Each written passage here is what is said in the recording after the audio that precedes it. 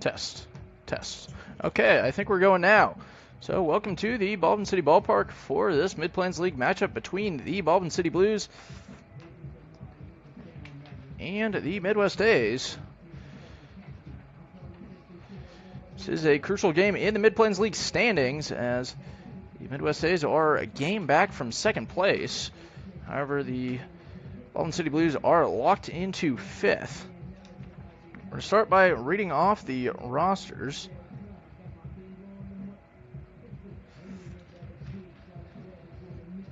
Starting off with the A's, batting first, the second baseman Blake Veneman. Following him, shortstop Evan Johnson. Batting third, the right fielder Aiden Blackwitz.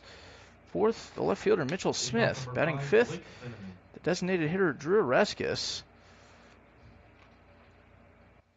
Batting sixth, the first baseman PJ Alvarez. Batting seventh, the catcher Jacob Ross. Batting eighth, the center fielder Tyler Atrosco. Batting ninth, the third baseman Aiden Morgan. Pitching for the A's is John Bereslavich. Now on to the Blues, as Tucker Russell's first pitch is low for a ball. Batting first, the second baseman Grant Simblick. Batting second, the center fielder Bryce Clark. Batting third, the catcher Gannon Grieve, as that one goes outside for ball two. Hitting cleanup, the right fielder Steve Nazaro. Batting fifth, the designated hitter Kendall Rivero. Following him, the third baseman Gage Callahan. Batting seventh, the first baseman Zeke Reason, as that one high for ball three. 3-0 the count. Batting eighth is Caleb Moore. He's the shortstop, and finishing off the lineup, the left fielder Christian Kotwitz. Pitching is Tucker Russell, who has started off this game with a 4-pitch walk. Now batting shortstop number 22, Evan Johnson. Evan Johnson steps in with no outs here in the top of the first inning. That first pitch in there for called strike one.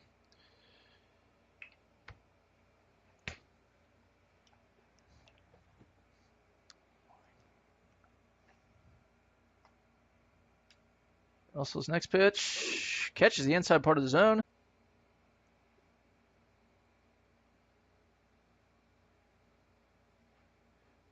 Johnson's going to put this one in play. Second baseman Simblick just throws it over to Reason. The throw is in time. However, it's going to move. Now batting right fielder number 25, Aiden Blackwitz. Blackwitz from first to second. So runner in scoring position with one out for Aiden Blackwitz.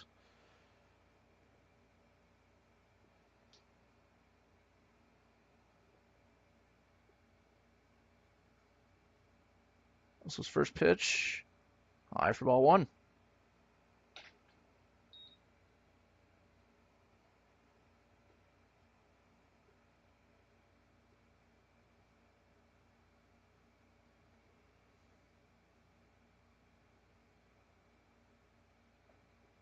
Next pitch is about the same location, so 2 pitches, 2 balls so far.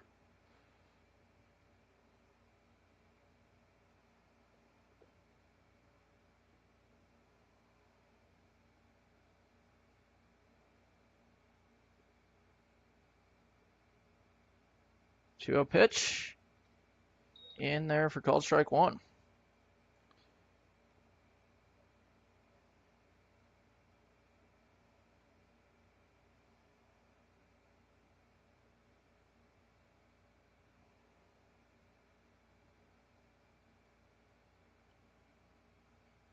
Russell steps off just for a second, and we will continue with this at bat. It's currently 86 degrees here in Baldwin City. This ball is hit to third baseman Gage Callahan. The throw over to first in time. So 2 away now. Now batting left fielder number 8, Mitchell Smith. Bringing up Mitchell Smith, and Veneman does remain at second base.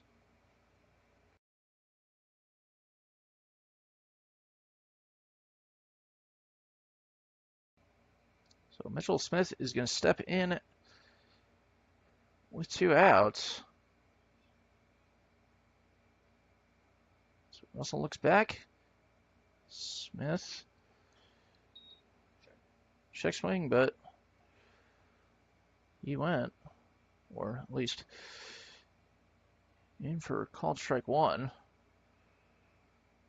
So 0-1 the count either way. This next pitch in the dirt, well blocked by catcher Gannon Grebe. So the count evens up at 1.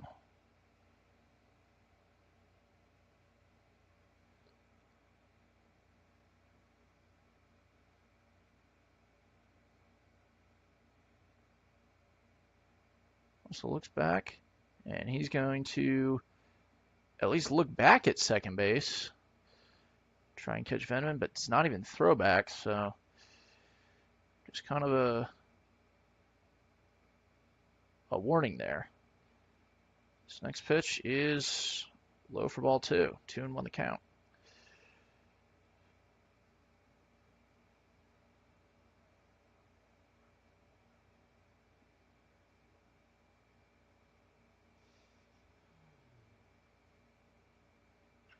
This one is hit into left center field. Looks to be in the gap, and it is. And it's going to one-hop the fence for a ground rule double.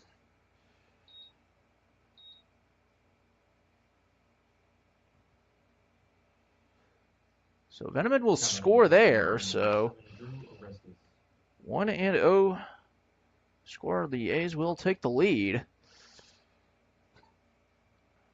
And in steps Drew Oreskes.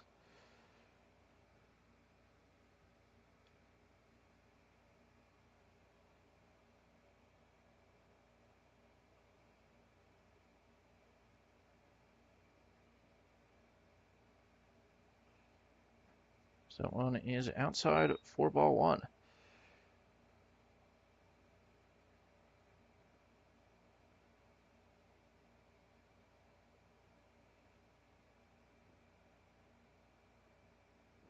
This pitch is swung on to even up the count at 1-1. Last time we saw Drew Oreskes, he went 5 for 6 with 3 singles, a double, and a home run in the A's win over the Blues. This one's going to be low and through the legs of Grebe. So 2-1 the count, and Smith easily advancing to third base.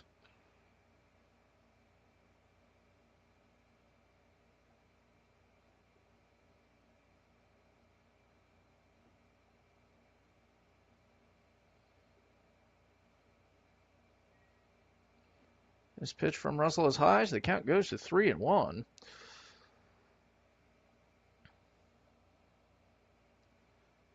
That's just certainly ahead so far.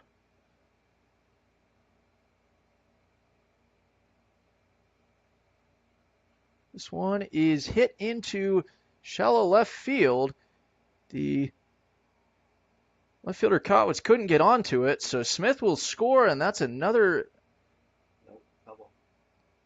foul ball. Looks like Kotwitz lost it in the sun, and I certainly did too. Hence my confusion. So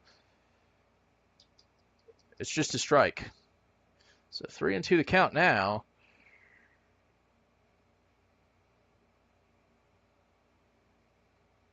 With 2 outs.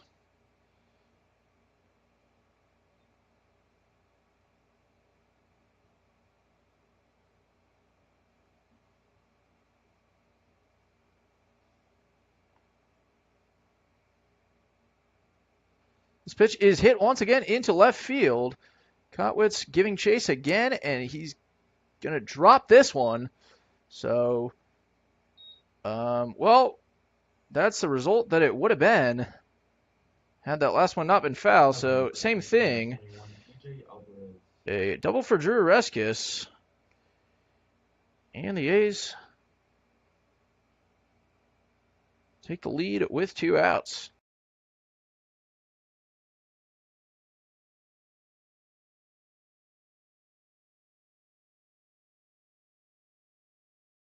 So in steps P.J. Alvarez.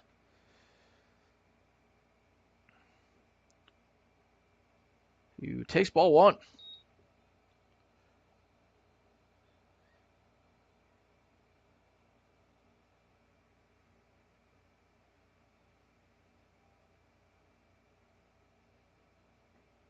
And second pitch is the same. Ball, so that means the count at 2-0.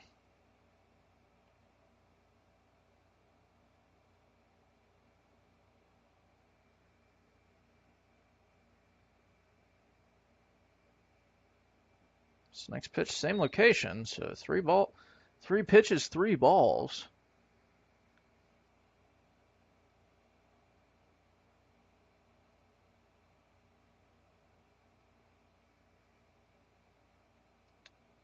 Is the situation.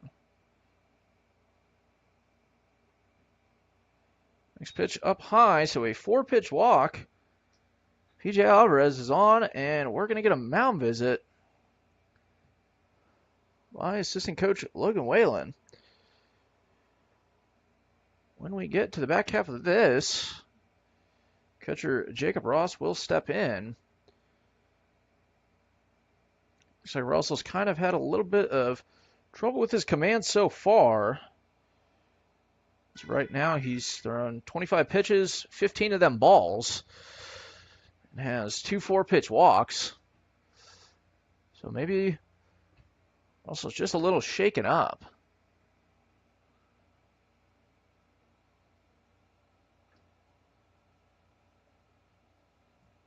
Now batting catcher number 6, Jacob Ross.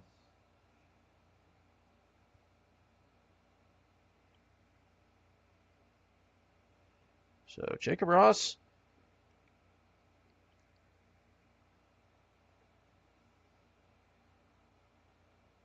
stepping in. He's got 2 on and there are 2 outs, and Ross is going to swing and miss at that first one. So 0 on the count. However, 2 outs has not deterred the A's so far. Both of their runs coming with 2 outs. As Ross looks at that one. So called strike 2. 0-2 the count now.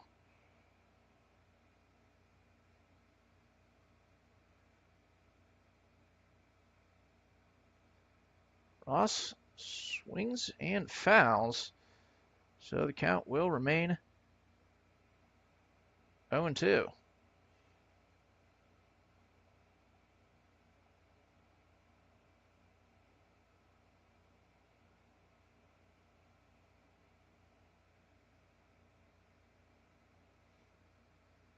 Russell delivers, and this one is hit to the right side.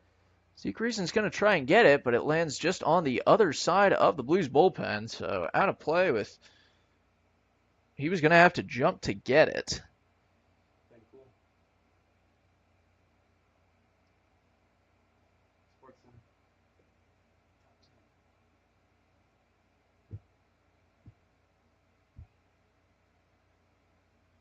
So 0-2 remains the count as it has for the last 2 pitches. And this one's just a little high.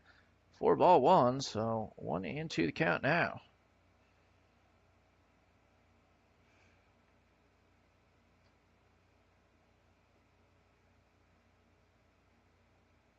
This one inside evens up the count at 2-2.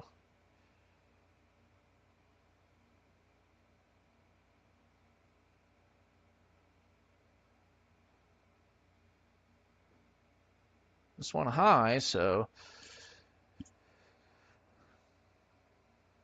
Jacob Ross done well to battle back. This at bat started off 0-2, is now a full count.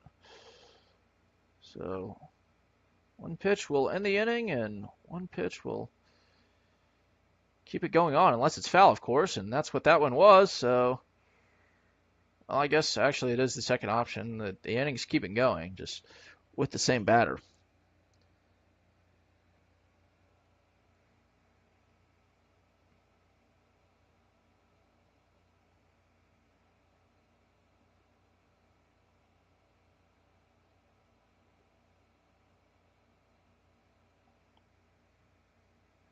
Russell, that one's outside, so the bases are full Now batting center fielder number 23, Tyler Orozco. for Tyler Atrosco.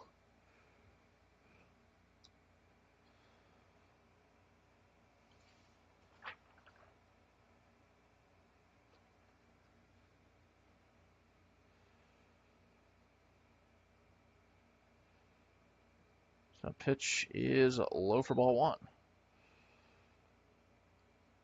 Atrosco is an Olathe native. He was an Olathe South Falcon.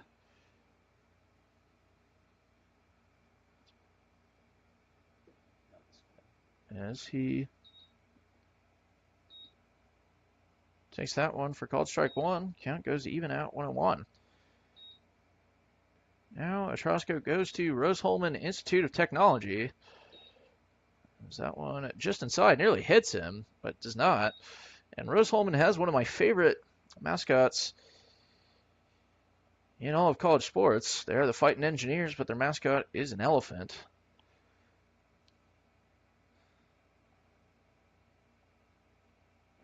Russell's pitch is just high. 3-1 the count.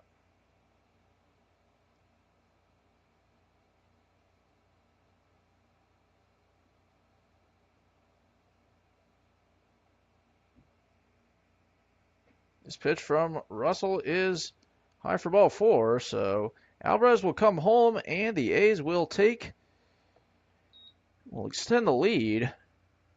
It is now 3-0. Brings up Aiden Morgan. And the A's will bat around, as Aiden Morgan is the ninth batter.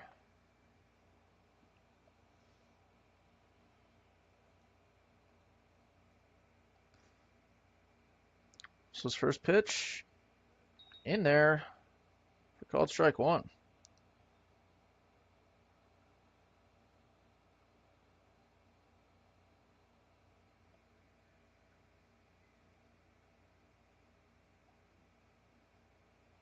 Russell's next pitch is a low, so evens up the count at 1-1.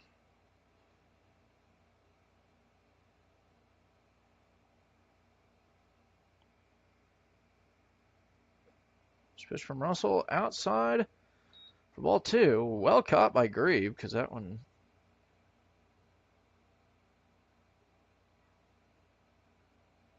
seemed to slip out of Russell's hand, but Grieve did what his position called for and caught the ball. So that one is outside for ball three. So 3-1 the count. Bases are loaded here.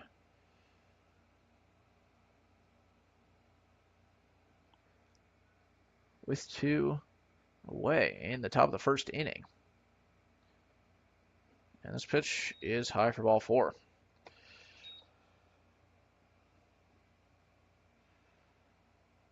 So PJ Alvarez will score there, and that'll bring up Blake Veneman. But before that, we're going to have a pitcher, catcher, third baseman conference between Grieve Russell and Gage Callahan. But we're picking up where we started with Blake Veneman.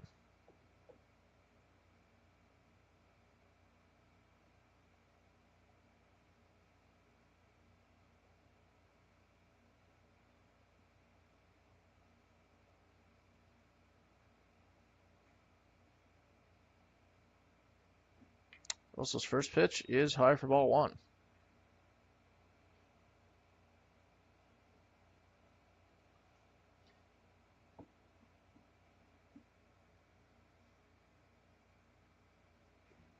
Veneman fouls this one off, so the count at 1-1. Veneman, in his first plate appearance, that was the first one of the game, walked and would later come home on a Mitchell Smith double.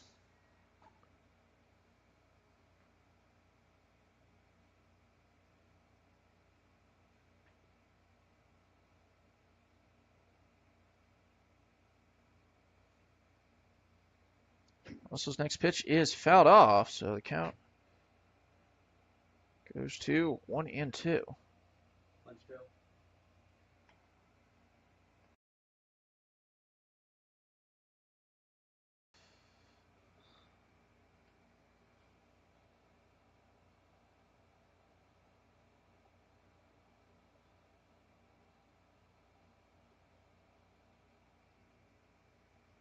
Veneman fouls this one off again, so the count will remain at 1-2.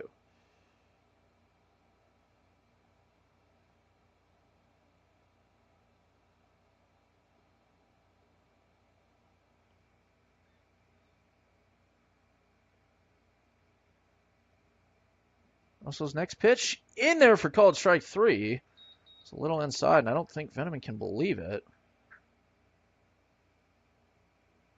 As he looked like he had some words for the umpire, but that will be the end of the inning. 4 runs off 2 hits, no errors, 3 left on base. The Midwest A's have taken a quick 4-0 lead as we go into the bottom of the first inning.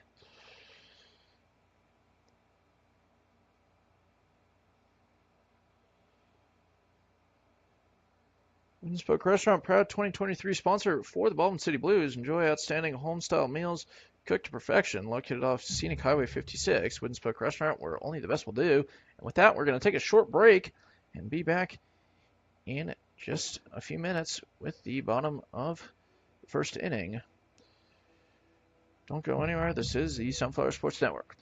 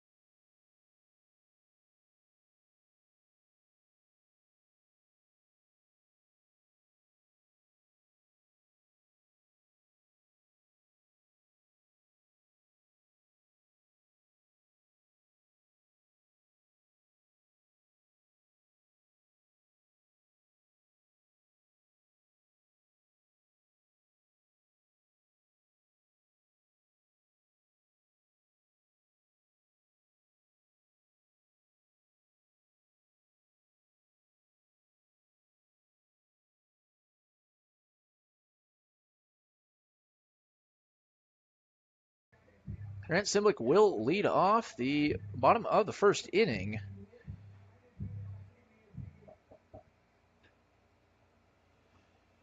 The outside. The Blues have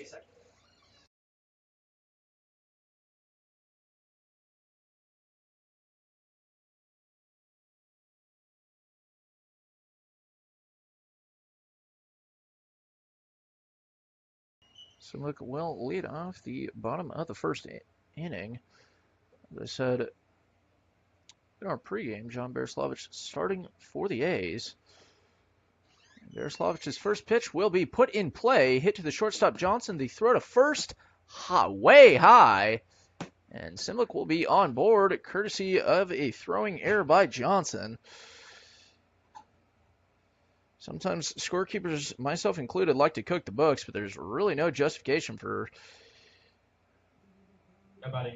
making that a hit. Throw most definitely would have been in time, as Bryce Clark will...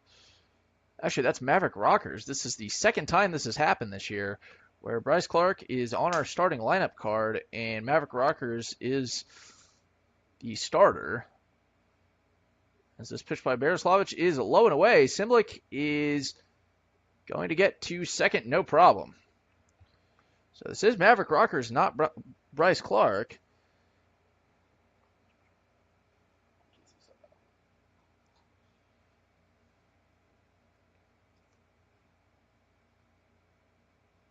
So Rockers will step in. He's going to take that one pitch outside for called strike 1. So 1-1 the count. And bottom of the first inning. Rockers, this one down the heart of the plate. 4 called strike 2. 1-2 the count now for Maverick Rockers. This pitch is in the dirt, blocked by Ross, so Simlick will remain at second this time.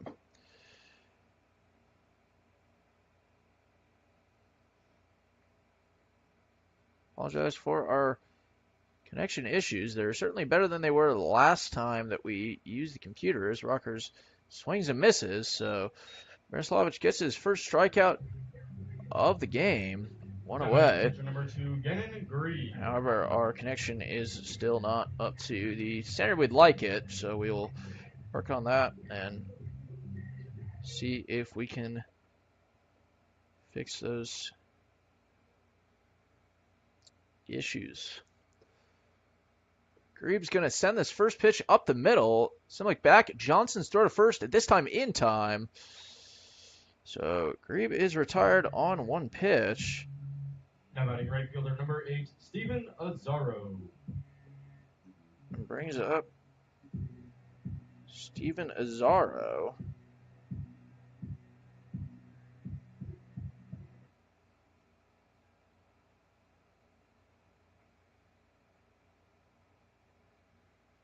Azzaro swings at the first pitch, and it is once again to Johnson. The throw to first dropped, but dropped completely. I thought first baseman Alvarez picked it up in time, but actually he did, but it was off the bag, so that's going to be a designated hitter number 12, Kendall Rivero.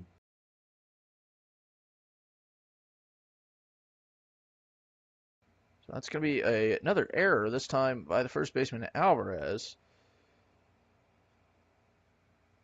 As Kendall Rivero swings and misses.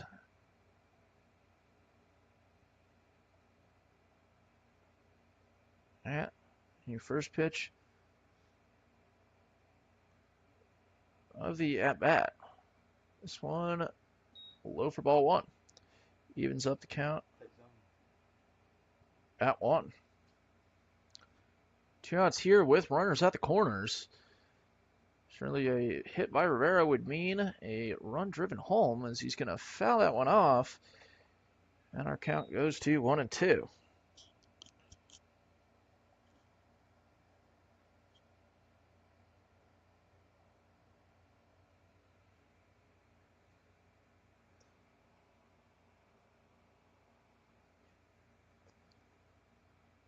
Miroslavich's pitch is once again fouled off by Rivera.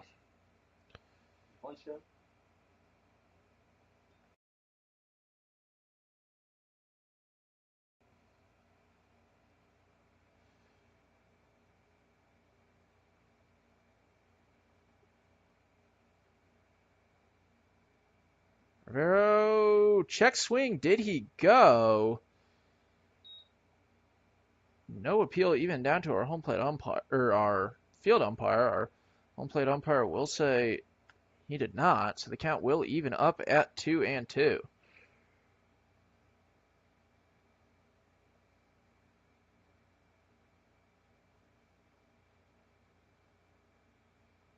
Rivera will foul this one off again, so the count will remain at 2-2.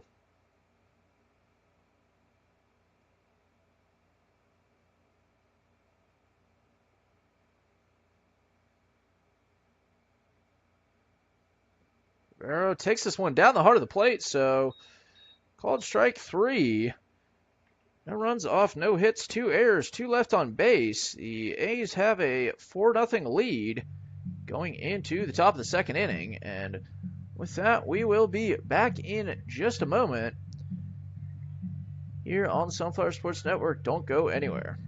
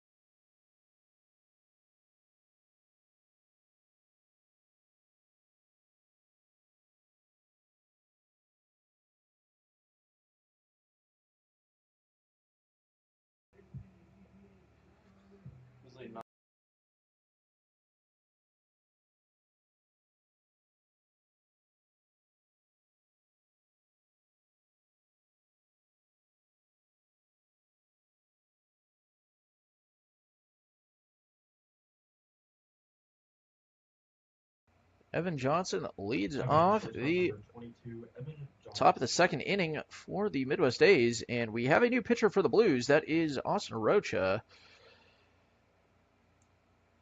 And in just one moment, we will read you Tucker Russell's final line.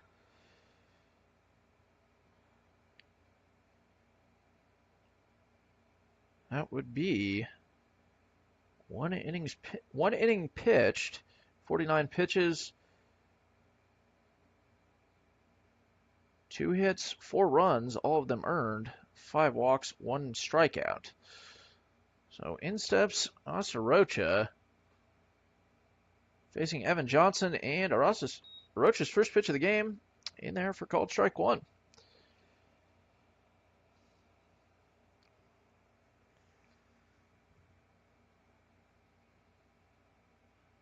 As Johnson ropes this one foul. Count moves to 0-2. Rocha is one of the Blues' better two-way players, or more prevalent. He's one of those guys that'll pitch and hit a lot. Tyler Vigna, another one. Rocha's pitch is hit foul down the third base line, so the count will remain at 0-2. Rocha originally from Jacksonville, Florida, now a Mid-America Nazarene pioneer. As his pitch there is down the middle but low, so the count is 1-2.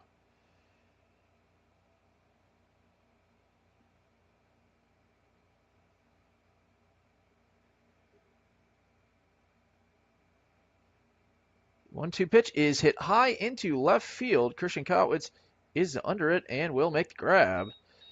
So Evan Johnson retired. Batting right fielder number 25, Aiden Baldwin. Ian's one away here in the top of the second inning. Aiden Blackwitz steps in, trying to get a hit. 0 for 1 on the day with a ground out.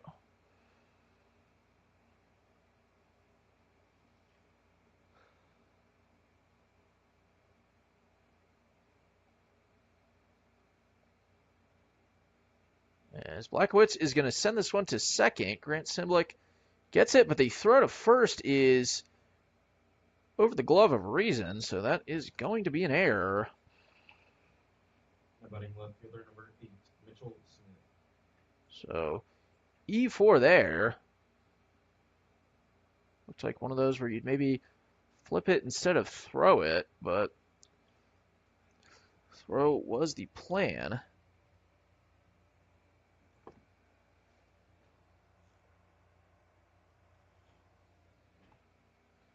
So this one is going to barely miss batter Mitchell Smith. So it's just going to be a ball. Mitchell Smith 1 for 1 with a double. That was the RBI double, as that is currently the, well, it was the first run of the game, so started off the scoring for the A's, as the count is now 2-0. Pitch by Rocha, low and away for ball 3.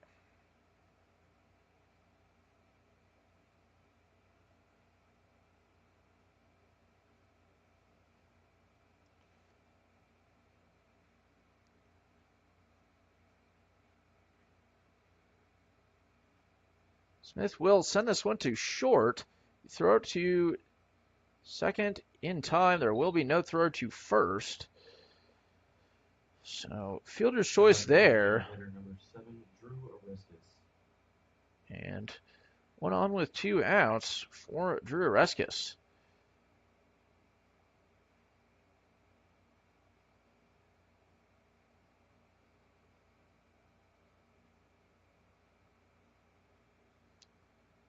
Oreskes is a 1 for 1 with an RBI double, as that one is a low for ball 1.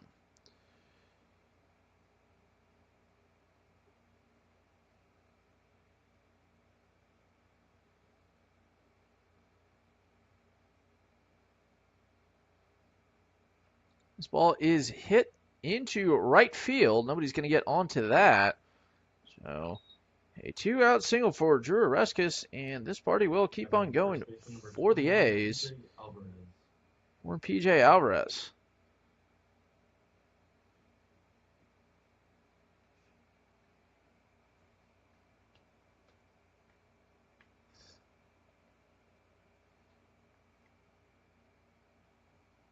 Alvarez 0 for 2, or excuse me, 0 for 0 today with a walk to his credit. Arocha's first pitch in there for called strike one.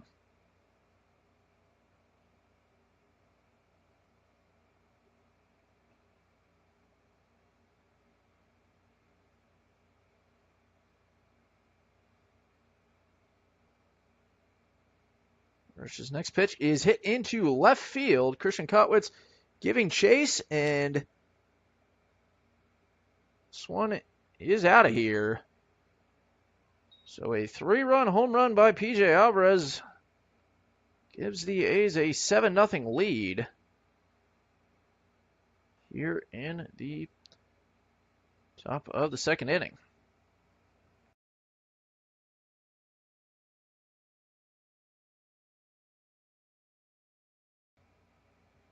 Brings up Jacob Ross.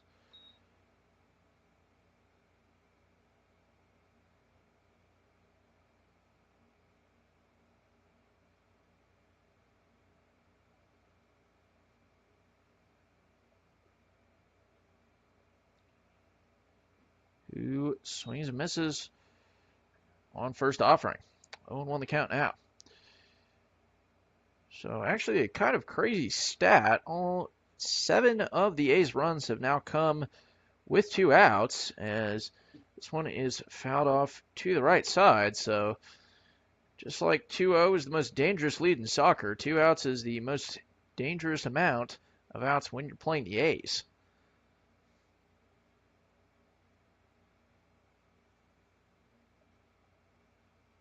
Arch's pitch is inside, and Ross ducked, and actually that nearly, as the ball broke, hit him in the head.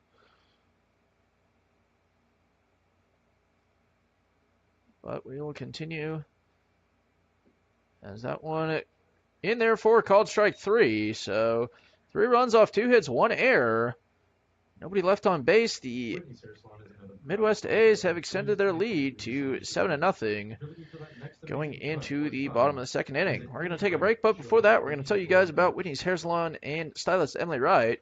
If you're looking for that next amazing cut or style, visit Emily Wright. She will have you looking your best. Whitney's Hair Salon, located in beautiful downtown Baldwin City. And with that, we are going to take a break and be back. And when we are, it'll be the bottom half of the second inning. So we're going to take that break now. Don't go anywhere.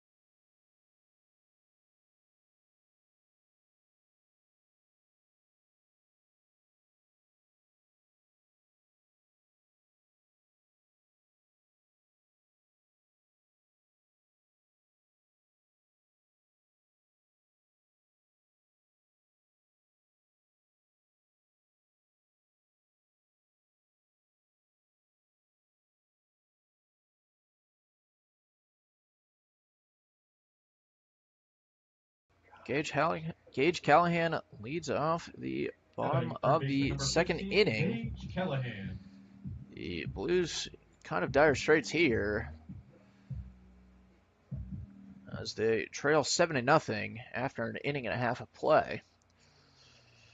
John Bereslovich's first pitch is put in play. Throw by Blake Veneman is in time. So just one pitch and one out, and that brings up Zeke Reason. Reason is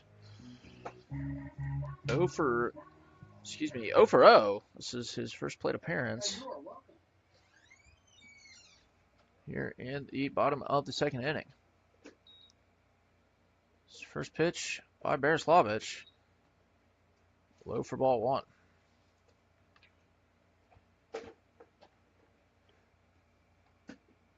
This pitch in there to even up the count at 1-1. Mr.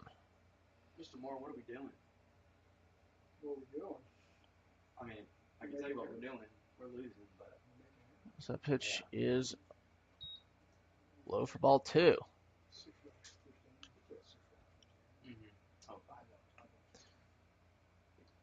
That pitch catches the outside part of the zone.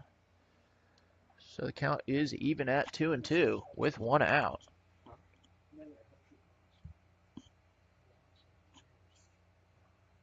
That pitch is low, so the count goes full, and we've had a pattern so far: ball strike, ball strike, ball. If you're a Blues fan, you'd like the pattern to be broken, and if you're an A's fan,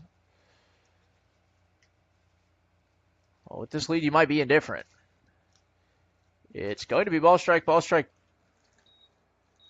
ball strike, as that one called strike 3. Reason thought he had a free trip to first, but that was not the case, and it's going to bring up Caleb Moore.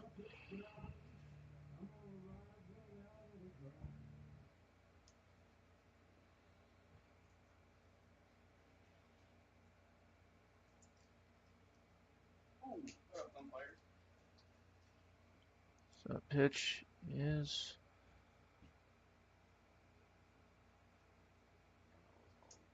well, we never got a signal, so no idea, but I suppose that would mean it was a ball, so I'm assuming the count's 1-1, but we will update you as that one is fouled off, so either way, the count moves to 1-2. There is one other game in the Mid-Plains League tonight. That is the Topeka Warhawks and the Junction City Brigade. That game is currently knotted at 2 in the bottom of the third inning in Topeka. Gilmore swings and misses there. So a 1-2-3 inning with 2 strikeouts for John Bereslovich. We move to the top of the third. We score 7-0 A's. And with that, we will take a break and be back in just a couple minutes.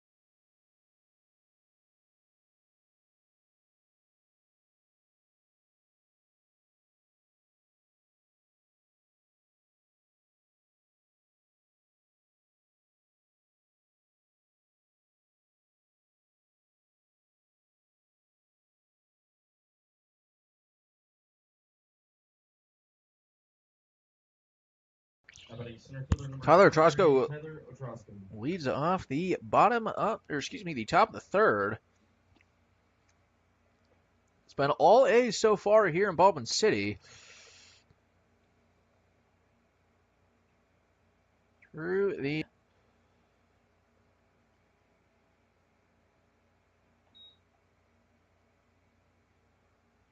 end of 2 innings, the A's have scored 4 and 3 runs in the first and second, respectively, as Otrosko is going to hit this way up into the infield. Gage Callahan under it, and it will be gloved. So a pop out there Now batting third baseman number 11, means Aiden Morgan. one away for Aiden Morgan here in the top of the third.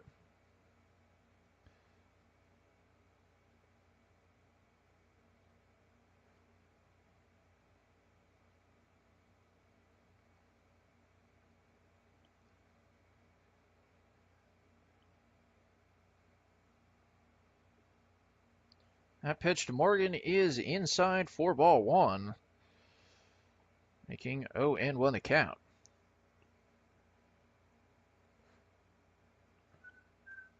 Or excuse me, 1-0 the count.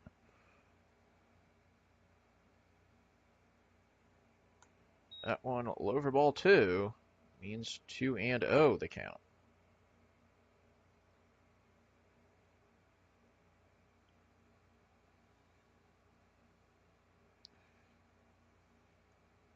Archer's next pitch is once again inside, so 3 pitches, 3 balls. 3-0 the count.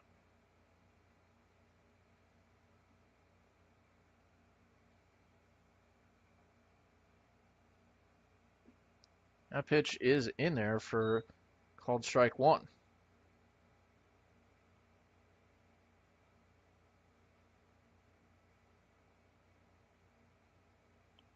So 3-1 the count for Arocha. This one is going to be put in play into right field, and it is caught by the right fielder Azaro. So Now batting second baseman number 5, Blake Vitamin.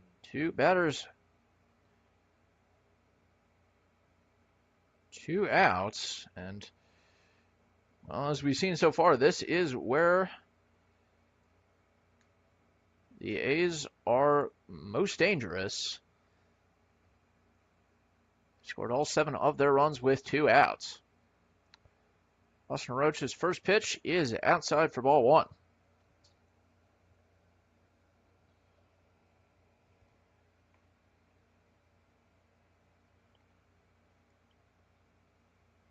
Roach's next pitch is fouled off by Veneman. Veneman so far 0 for 1 with a walk and a strikeout looking.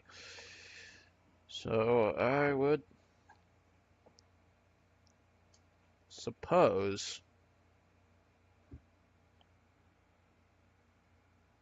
he'd like to put one in play. This one is low for ball two. 2-1 the count now.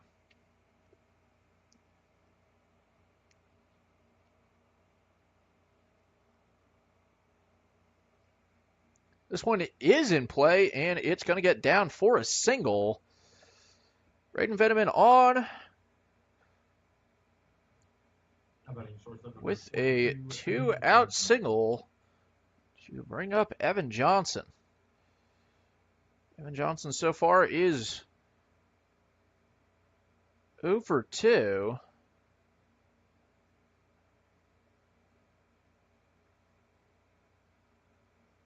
With a ground out and a fly out.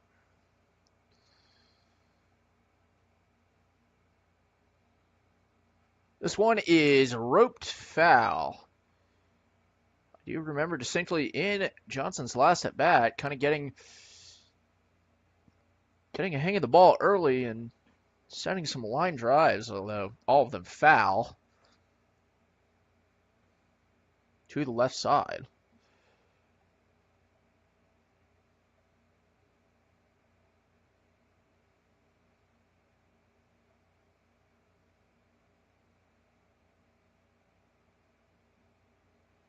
This one is low for ball one. It makes the count even at 1. Obviously, we are far from the biggest show in baseball tonight. Next, I was going to say next half inning. As Johnson sends this one into left field, Christian Kotwitz under it and makes the grab. So no runs off, 1 hit, no errors, nobody left on base. The A's go scoreless in that inning, so the lead remains at 7. we're going to take a break, but before that, we're going to tell you guys about Baldwin City Companion Animal Hospital. Whether you're needing veterinary services for your smallest pet or your largest farm animals, see Dr. Tim Jones at Baldwin City Companion Animal Hospital. You and your pet will be glad you did. Baldwin City Companion Animal Hospital, located off Scenic Highway 56. With that, we are going to take a break and be back with the bottom of the third inning. Don't go anywhere.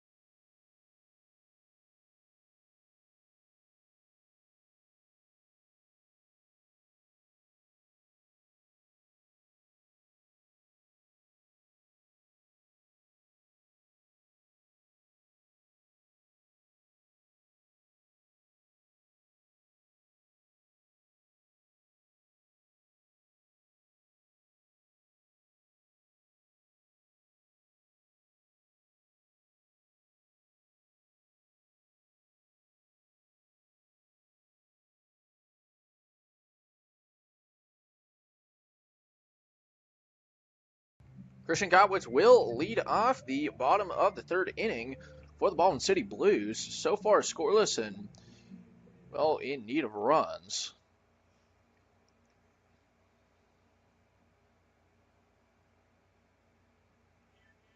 His first pitch by Bereslavich. Outside for ball one. Bereslavich is certainly does not have the most velocity, but it's that one low for ball two, but has quite a good breaking ball. Bereslavich has 4 of a possible 6 strikeouts, so clearly he's doing something right as that one is sent into right center field. Trosco under it. Actually, that is Blackowitz who makes the grab. Grant Simblick is going to step in now, Grant Simblick. bringing up the top of the order for the Blues. Simblick reached on error in his first at-bat, so it makes him 0 for 1. However, did get on base and was stranded on third in the first inning as he looks at that first one in the dirt for ball one. As I was saying before, we're obviously not the biggest event in baseball tonight with the MLB Home Run Derby on. So we'll try to, as this one is hit into center field and it's going to get down for a single. So a 1-out single number 5, Maverick Rockers. for Grant Simblick. Brings up Maverick Rockers. So we will do our best to update you both on the Home Run Derby and any possible MLB draft news as it pertains to Mid-Plains League. That one's going to go 11 outside for ball one, or some local kids, and there have been some local Kansas kids drafted already, and we will name them soon.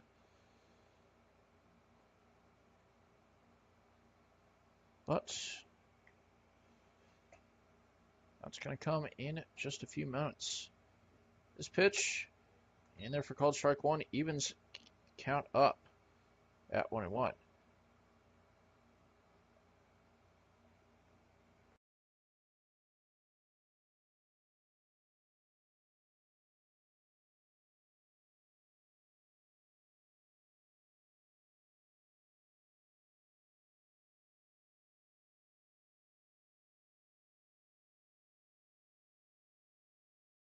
Awesome. This pitch low for ball two, so the count even up at 2-2. Rockers struck out in his only trip up to the plate. I'd like to change that here. He's going to put this one in the air, and Veneman under it makes the grab. So 2 away for Gannon Grebe. Gannon Grebe. Grebe also 0 for 1. His was a ground out to Evan Johnson. Evan Johnson really was busy in that first inning. He's been busy so far. I think he's had 3 or 4 balls hit to him. The Blues really like that middle infield. That one's going to be low. Simlick's going to go anyway, and no signal. We believe he is safe. So credit that a stolen base for Grant Simlick. And the pitch was a ball, so 1-0 the count. Looks like maybe a delayed steal. Is that one low for ball 1? It kind of looked like Ross maybe dropped the... we definitely blocked it in front of him, and at that point Simlick went, so I don't know whether he thought that was a pass ball or was a delayed steal signal. As Grebe will look at this one, low for ball 2, 2-1 on the count now. Do have some draft picks out of the Sunflower State.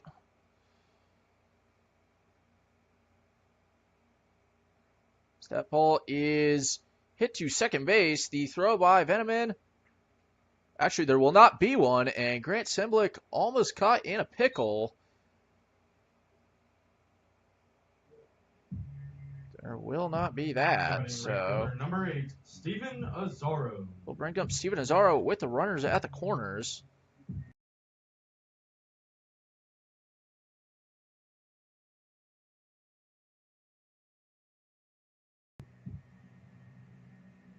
Steven Azaro stepping in now. 1 for 1 on the day. Excuse me, as that one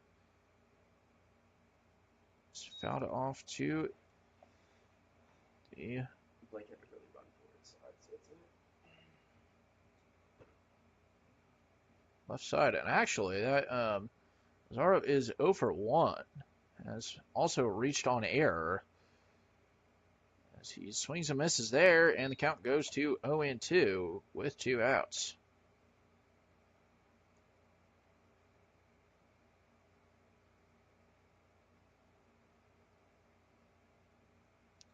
The 0-2 pitch, and Grebe goes for second. Ross just pump fakes, and Grebe will be in there with a stolen base.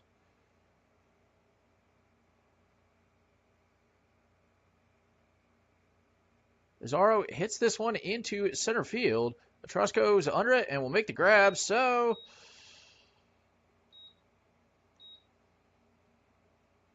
no runs off 2 hits, no errors, 2 left on base. Blues strand 2 for a second time today. We move to the top of the 4th inning. And with that, we will have the bullpen sports bar fun run. I'm going to take a break during that since the rules seem to always change. But when I'm done with my break, we will be back with the top of the 4th inning here on the Sunflower Sports Network. Don't go anywhere.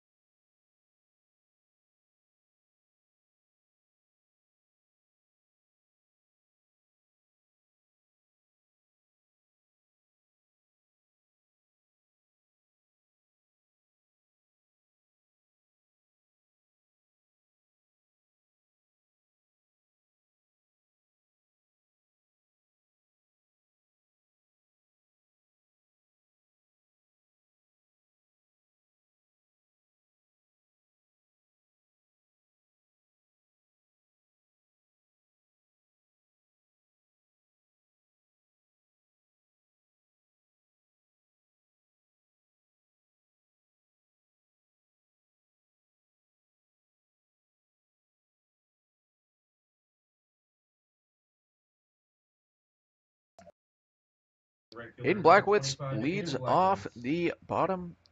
the top of the fourth inning. I keep doing that. But it is the top of the fourth inning as the A's are the visiting team. And as they are the visiting team, it reads visitors 7, home 0. It's been all A's so far in this one if you're just now joining. Perfect. I like So that pitch is in there for called strike one.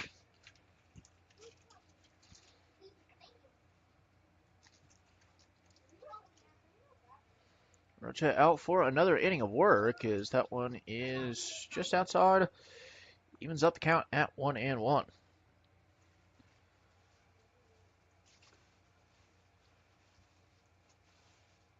Rocha's next pitch is in the dirt.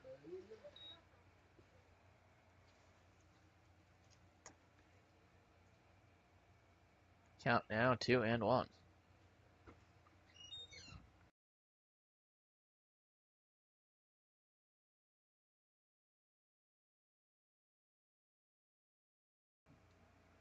Rocha, this one is going to be sent into center field. Maverick Rockers giving chase, and it's going to go up against the wall. Blackwitz into second pretty easily. So a lead-off double by Aiden Blackwitz. Mitchell Smith.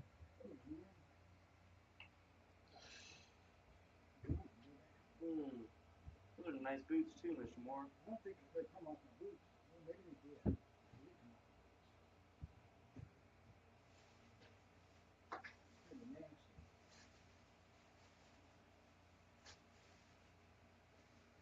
Do we have a dumpster out here?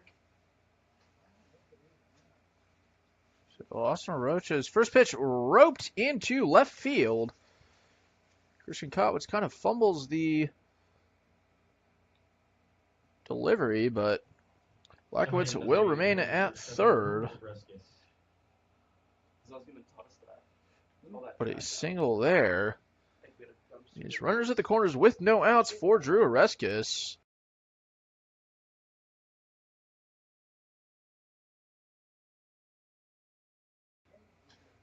I'll do it. Yeah, don't worry about it. 2 outs I'll let you. for, no outs, 2 on for Drew Oreskes, who is 2 for 2 on the day.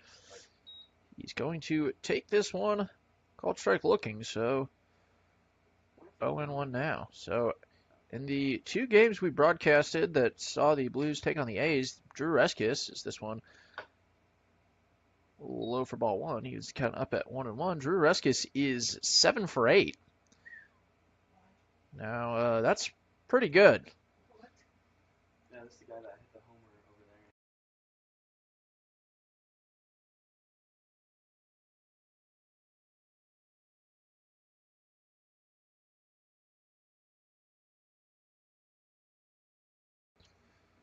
It's pitched by Arocha outside Really good when anything to hit. for ball 3. So 3-1 the count.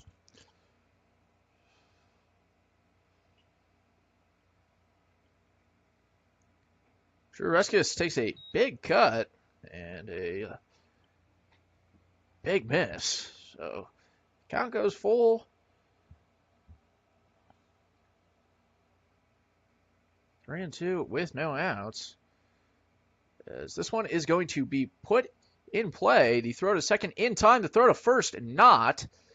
And Drew Oreskes will reach via a fielder's choice. The runners How about first baseman, will number remain 21, PJ Alvarez. at the corners. Not a hit. Not a hit. Not hit. Right, not a hit. Now he's 7 for 9. 7 for 9. We're good with that. So brings in PJ Alvarez, who is 1 for 1 with a 3-run home run. That came in the second inning. That one is in there for called strike 1. That is the last bit of scoring we saw. That extended the A's lead out to 7, and that's where it has remained. So that one in there for ball 1.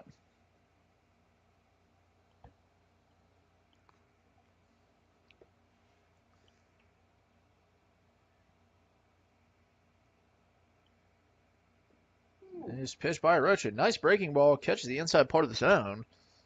So the count now 1-2.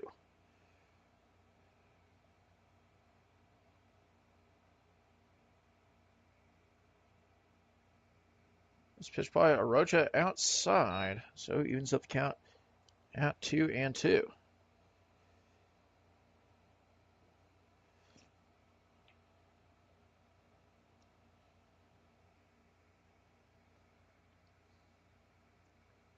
This one is hit into the grass, out of play to the left of us. So the count will remain at 2-2.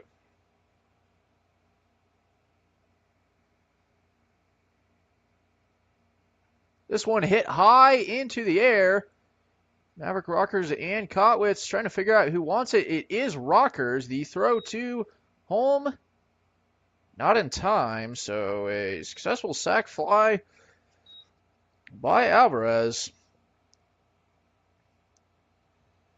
How about character number 6, Jacob Ross?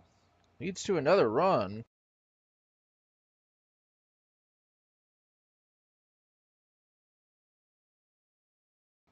And as that run did not come until after the second out was recorded, that is another 2-out run for the A's, as Ross is going to hit this one way up in the air, and it will be caught Alien Sons by proud returning sponsor Gage Callahan. So that will end the inning. 1 run off 2 hits, no errors, 1 left on base. The A's have extended their lead now to 8. We will move to the bottom of the 4th inning. I'll tell you guys about Alien Sons Construction, a proud returning sponsor for the 2023. If you are looking to upgrade your next construction needs, see Alien Sons Construction. They will do the job right. With that, we will take a break. Henry Rivero will lead things off for the Blues in the bottom of the 4th inning right after this.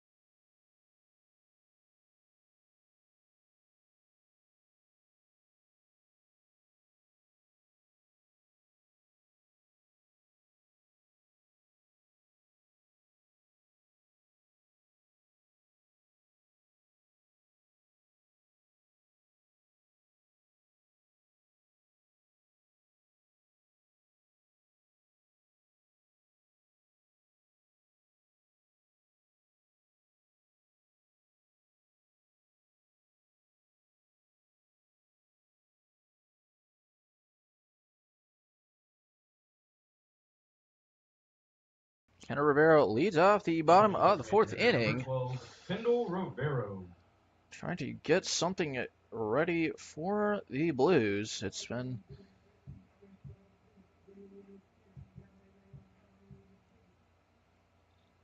all as Rivero will rope this one foul to start the bottom of the 4th inning. So Rivero is 0 for 1, struck out looking as he's going to put this one in play. Blake Veneman onto it, the throw to first in time. So that Now batting third baseman number 15, Gage Callahan. moves Rivero to 0 for 2, and in steps Gage Callahan. Callahan is 0 for 1 with a ground out of his own. Looking to maybe change his fortunes here as he takes that first one inside for ball 1.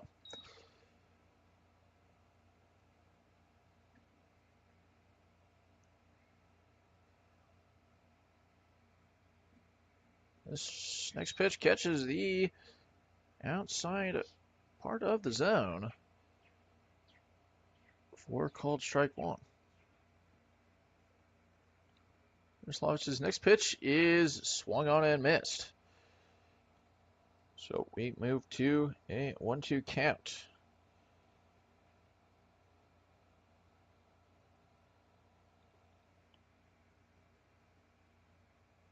Callahan will put this one in play. Once again, to Venom in the throw to first in time. 2 away in just as many batters. First baseman number 16, Zeke Reason. For Zeke Reason. Zeke Reason over one himself with a strikeout looking. Again, his only at bat.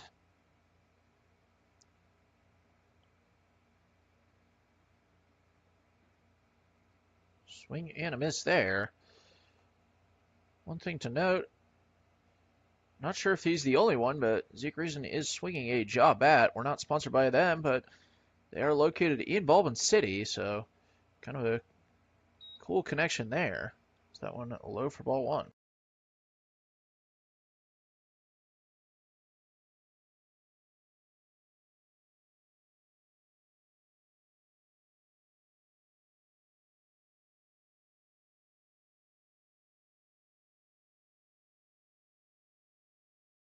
Second.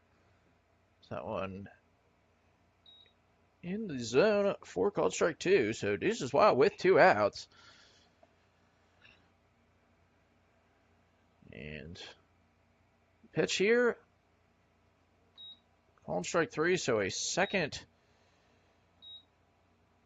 strikeout for Zeke Reason. And another 1-2-3 inning for John Verslavich. We move to the top of the 5th.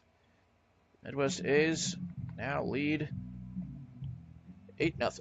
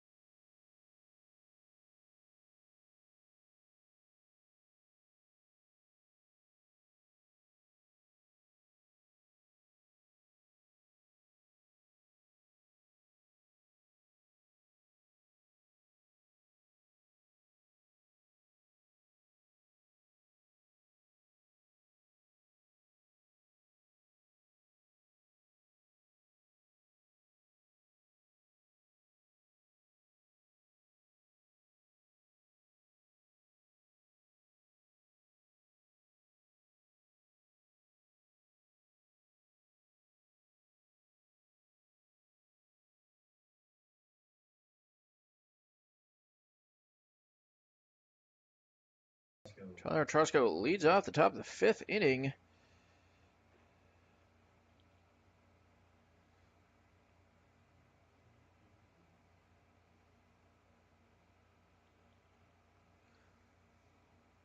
Austin Rocha out for another inning of work, and Trusco is going to put this one in play to third baseman Gage Callahan to throw to first in time. So 1 away in just as many pitches. By the way, a substitution update. Tyler Vigna is now in center field, replacing Maverick Rockers.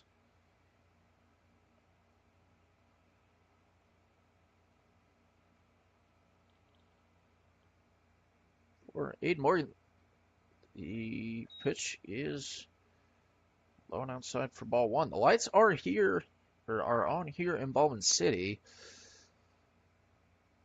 They have not yet taken effect as the sun's still out. That one is fouled off. The last time we gave you a weather update It was 86. It's 81 now.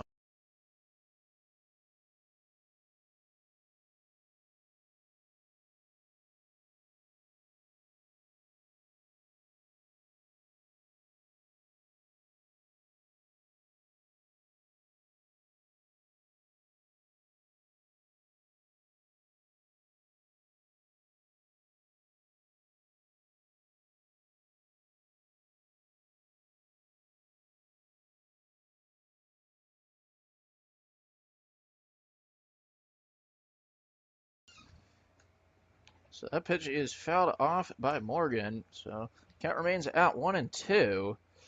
Morgan is 0 for 1 with a walk and a flyout.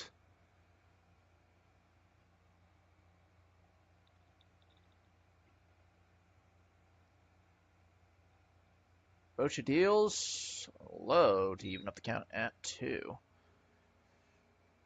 Going to update you guys on the other game in the Mid-Plains League. Brigade have taken the lead once more. It is now 4-2 in the middle of the 6th. Actually, both those runs coming in the top of the 6th in Topeka. So that one is low for ball 3. Juices the count full. Game is very important in the standings. Junction City Brigade in first and need only a couple games to clinch that officially, as this one is hit through the legs of Callahan. And that is going to be a single for Aiden Morgan. Now batting second baseman number 5, Blake Veneman.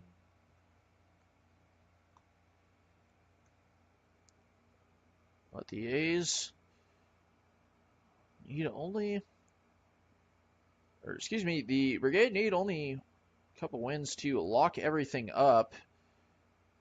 And the Warhawks are currently half a game behind second place. That is the Bravos, as that one is hit into center field. And a single for Blake Veneman. Now batting shortstop number 22, Evan Johnson.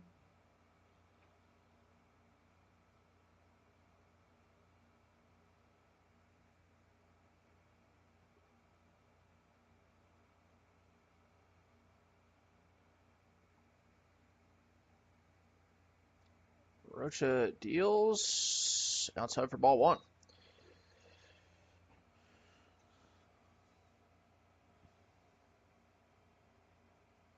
So the updates on the Home Run Derby, the MLB one, we will do in just a second, as that one is down and not caught by Grebe. So each runner will move up 90 feet. 2 on the count now. So in the first round of the MLB Home Run Derby,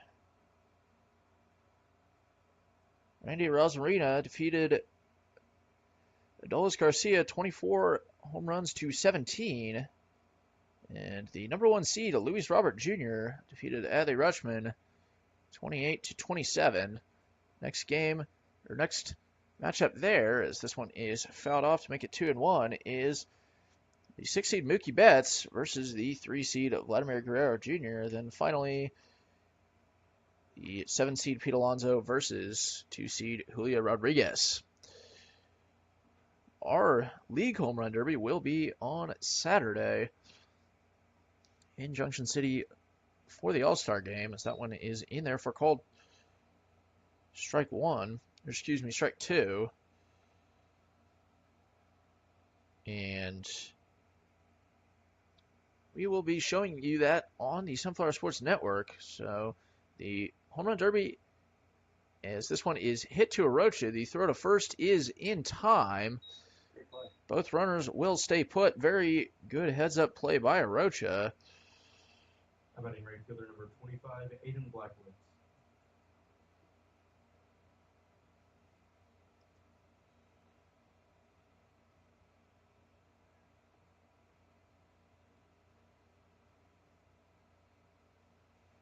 So very good heads-up play by Arocha to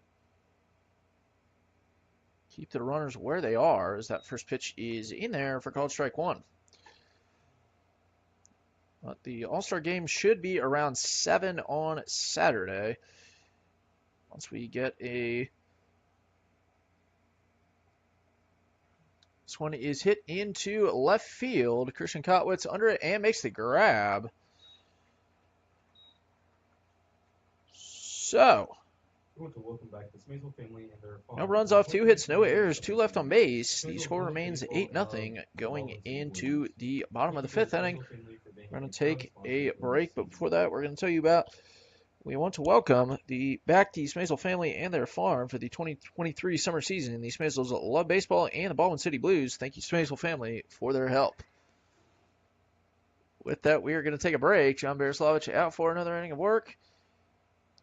We will show you that in just a few minutes. Don't go anywhere.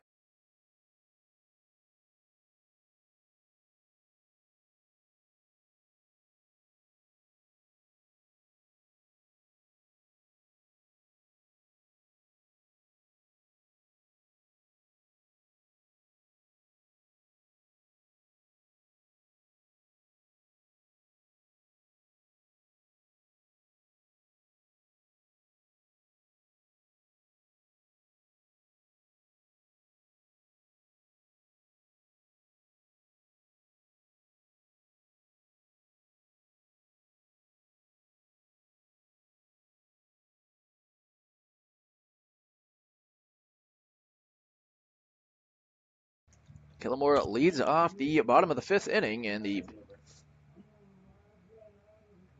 Blues are really going to need to start scoring some runs. It is the bottom of the 5th inning, and they are scoreless.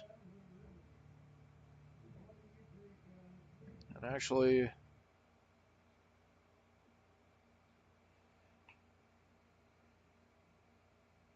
so far this season, as Moore will send this one into shallow right field, and the play will be made. So 1 pitch, all that's needed to Now batting left fielder number 7, Christian Kotwitz. retire Kayla Moore, and Christian Kotwitz will step up. And continuing my thought earlier, the Blues have not been shut out this season, and honestly, in my 3 years working here, I don't know when's the last time we have been shut out, as that pitch goes low for ball 1. This pitch is it just fell down left field line, so that evens up the count at 1-1.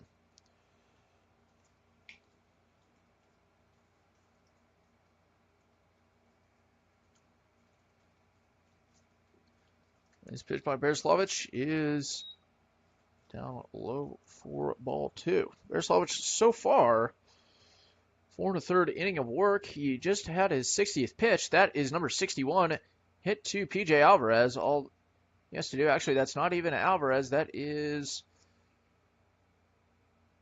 Now batting second baseman number 17, Grant Simpler. that is Ruckert. We do not have a first name for him, but Ruckert is his last name, and Slavich looks a little shaken up, so assistant coach Jeremy Husband out to talk to him, and as that happens, we will step aside to see what's up there. So we're going to take a short break and be back in just a couple minutes.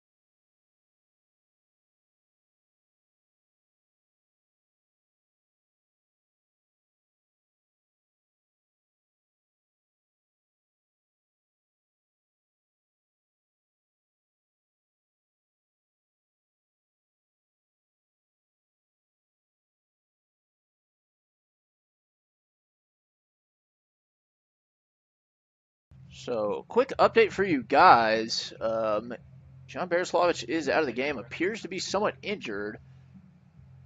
We have no idea who our new pitcher is. We believe it will be Yongsoo On. He is the one warming up. However, he is doing band work out in left field. So he's not even out to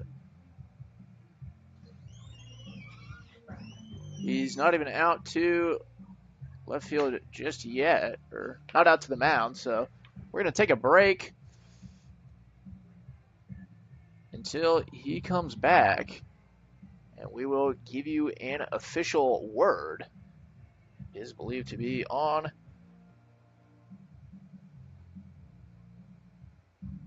Actually, he is talking to pitching coach Jeremy Husband right now, so we will let you know. And we're going to take a break until then.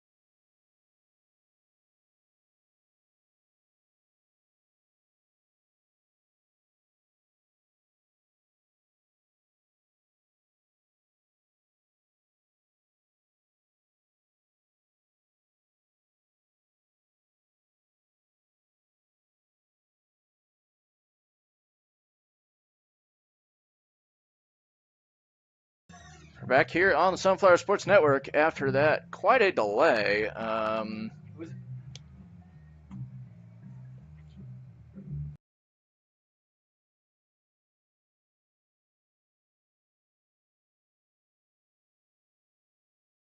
Young-Soo Ahn is officially the new pitcher for the A's. He was Now pitching for the Midwest A's is Young-Soo Ahn. doing some warm-up stretches and pitches.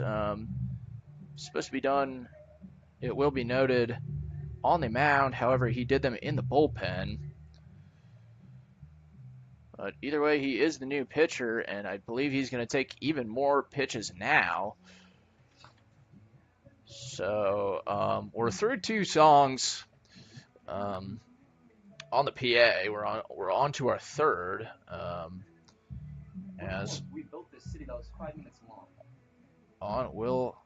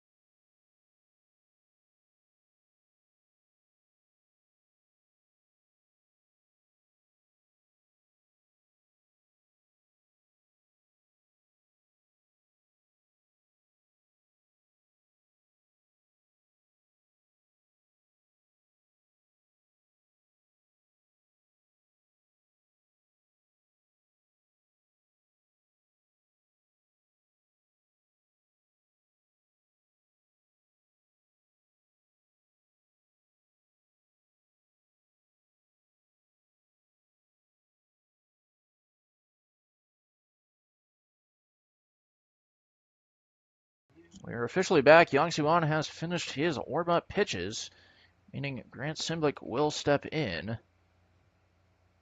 Simblick 1 for 2 on the day with a reach on error and a single to his credit. And he will be the first to face Young-Soo Ahn. He was actually, someone is in there for called strike 1. Simblick was obviously the first pitcher to face Bereslavich as he was the leadoff batter. Young-Soo Ahn comes to the Mid-Plains League from Seoul, South Korea. However, plays his college ball in Kansas at Pratt Community College. That one is way outside to even up the count at 1-1.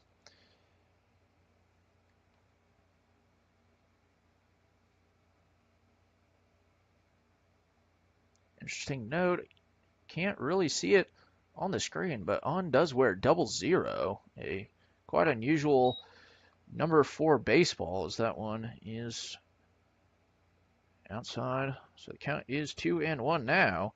The Junction City Brigade have extended their lead in Topeka. They scored 1 in the top of the 7th. They have 2 on, specifically second and third, as that one's going to go low for ball 3. 3-1 the count now. They have runners on second and third with 1 out, looking to extend their lead in Topeka. And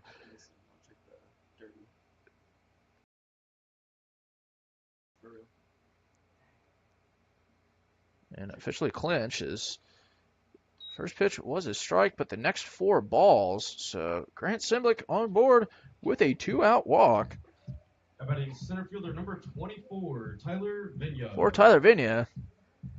Vigna making his first at bat of the night, replacing Maverick Rockers.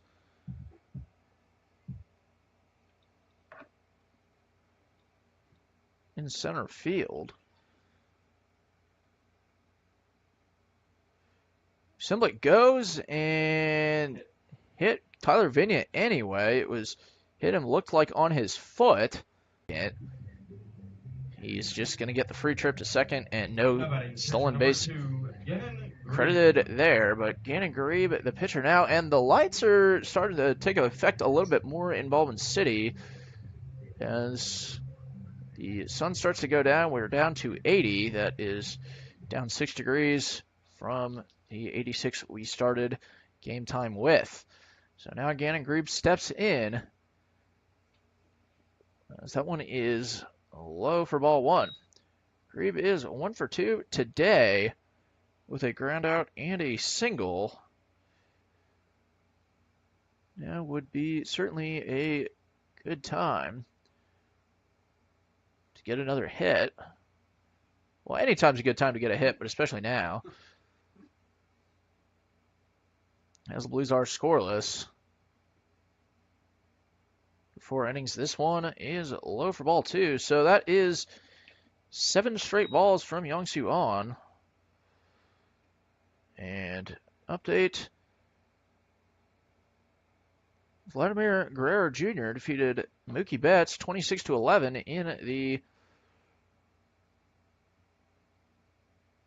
home run derby for the MLB, as that pitch is low for ball 3. And we will continue. Julio Rodriguez also defeated Pete Alonso 41-21. That's a lot of home runs from J-Rod. Simblick goes, and it will not matter. That's a 4-pitch walk. Everyone moves up a spot for Steven Azaro. Before that, we're going to have a mound visit from Jeremy Husband. And while that happens, we are going to take a break and be back shortly.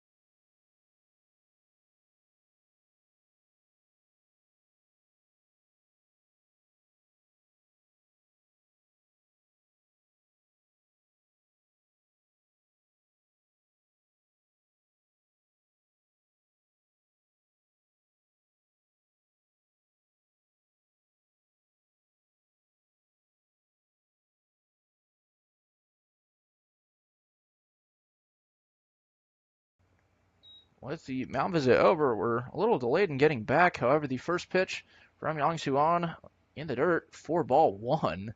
So that is 10 straight balls.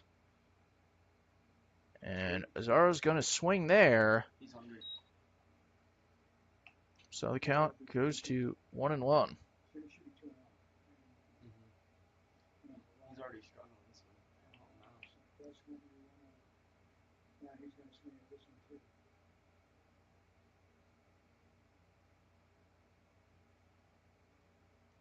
Azaro takes this one, and this one is in there for called strike 2. So the count now 1-2. If On can, like, hook it in there for a strike, he'd be a pretty good pitcher. But... I think it's better than out there. Oh, yeah. 2-0 is not different than 1-1. Azaro, this one is outside. Evens up the count at 2.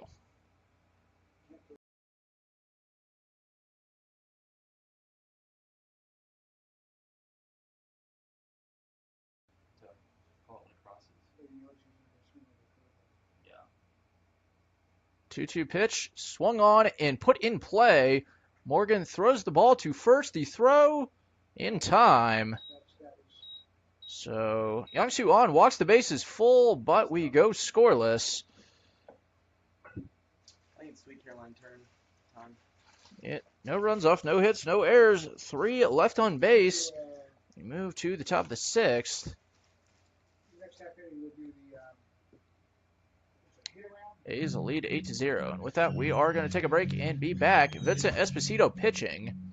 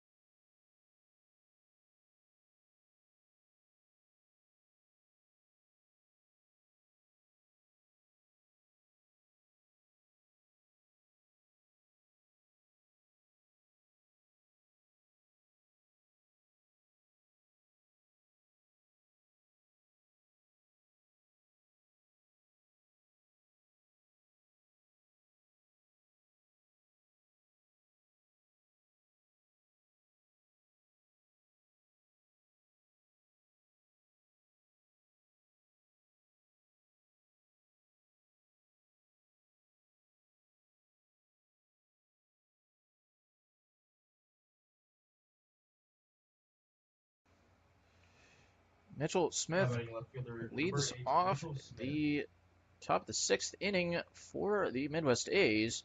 And we have a new pitcher. That is Vincent Esposito. With that, that means the end of the line for Austin Rocha. And just 1 moment after this pitch, we will give you his line. As Smith hits this one, Caleb Moore, the shortstop, gets to it. The throw to first in time. Great defensive play by Caleb Moore. Kind of had to go off his back foot there to field that. So 1 away for Drew Eskis. So the final line for Austin Rocha, 4 1/3 innings. Actually,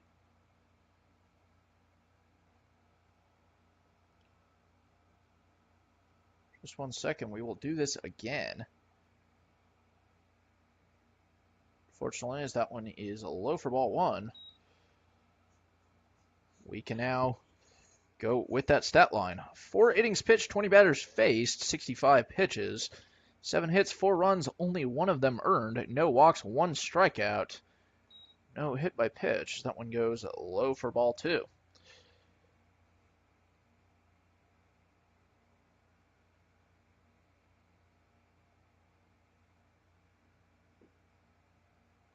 So that one in there for called strike 1.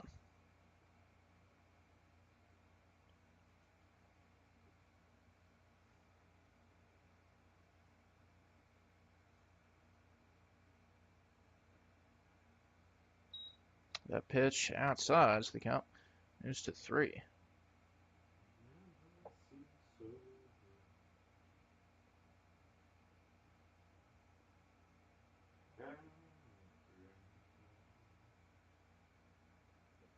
This pitch to Oreskis. Ooh! Oreskis threw his bat to the side and started unvelcroing all of his elbow well, it looks like an elbow guard, but our home plate umpire had other ideas. So the count, it goes full with one out. The payoff pitch hit up the middle. Center fielder Vignette not able to get to that. So Drew Reskis with another hit.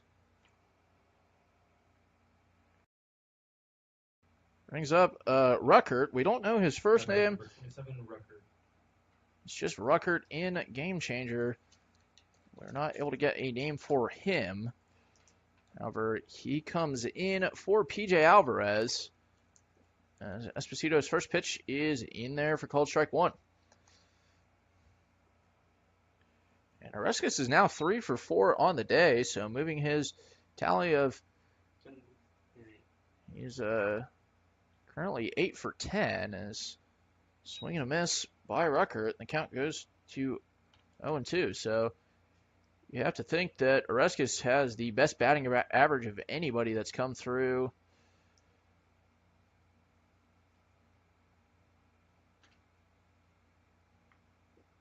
Baldwin City this year, as that one is low for ball one.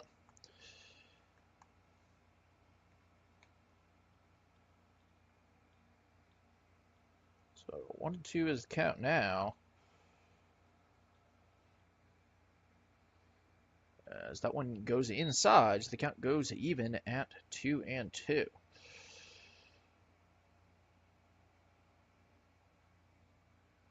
By the way, just giving you guys an update, I believe Julio Rodriguez's 41 home runs is more home runs than we've even seen in the Mid-Plains League this year, as Ruckert swings and misses. First strikeout for Vincent Esposito, and there are now 2 away. Also, Number 6, Jacob Ross. going to start our On This Day a little early tonight, and I know I haven't done it the last couple days, so it is making its comeback. As Jacob Ross steps in and fouls the first one back to make the count 0-1. So we're starting this on this day. Today is July 10th, and a lot happened in history.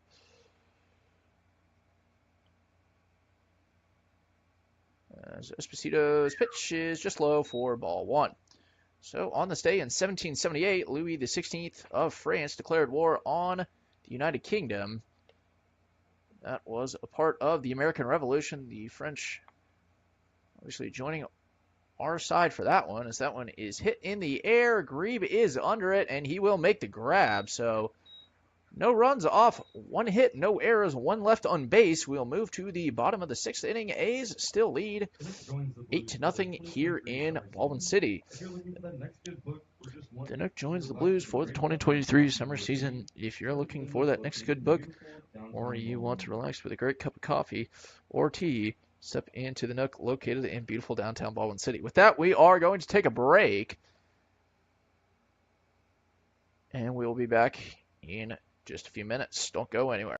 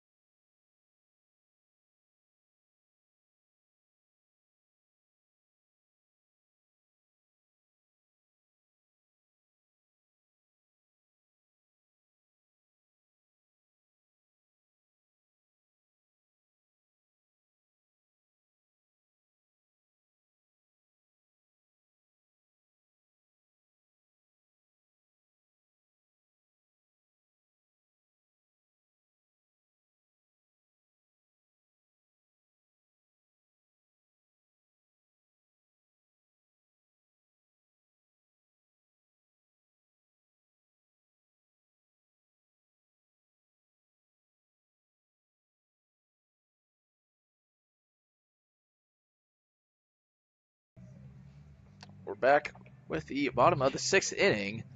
Youngsu on finishing up his warm-up pitches, and Ken Rivera will step in.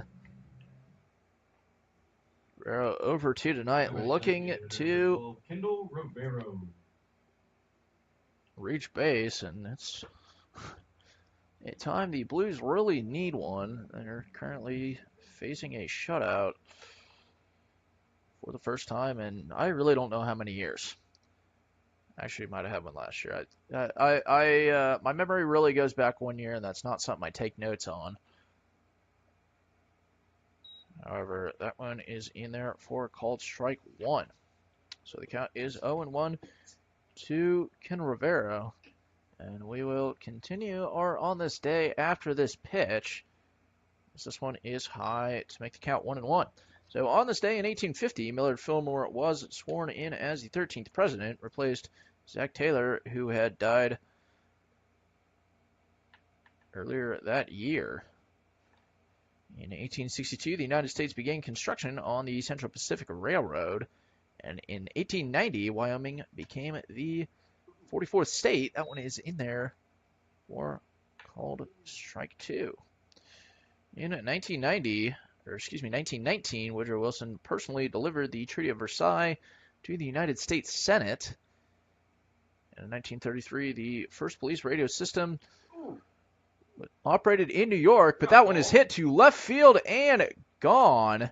So what a way for Kendall Rivera to break his hitting streak, and I'm sorry my rambling of history got in the way of that, but either way, it is gone. Over the fence, right in between the legs of the scoreboard, so Kendall Rivera puts the Blues on the board. Third baseman, number 15, Gage Callahan.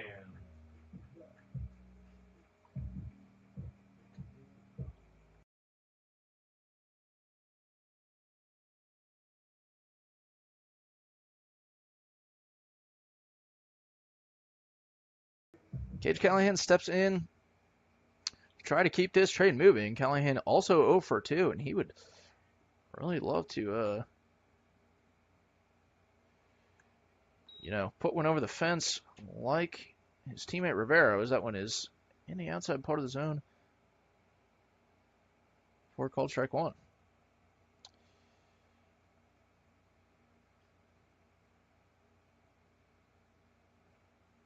Callahan hits this one to Evan Johnson.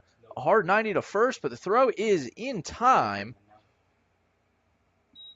So Callahan will stay at 0 for 3 now, and brings up Zeke Reason, who is 0 for 2 with 2 strikeouts. It's actually Blake.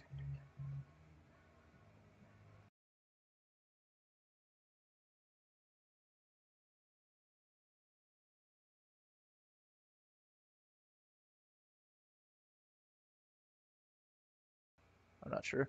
Zeke Reason takes this first pitch. It's going to get down for a single. It was into right field. So a 1-out single for Zeke Reason brings up Caleb Moore. Now batting shortstop number 11, Caleb Moore. Who is also 0 for 2. Continuing on this day in 1934, Franklin Delano Roosevelt visited Colombia, which made him the first president to visit South America.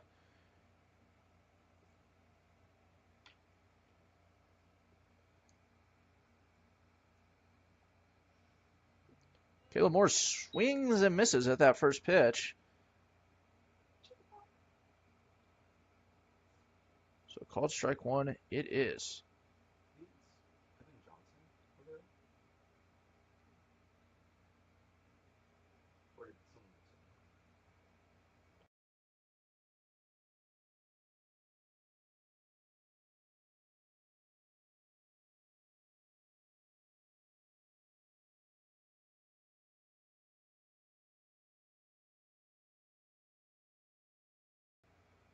Throw to first to try to catch Reason was not in time.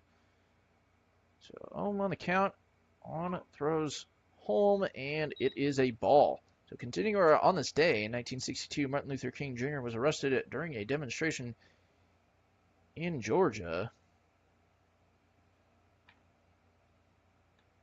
And in 1973, the Bahamas declared independence from the United Kingdom. As more fouls not went off, so the count goes to 1-2 with one out. In 19...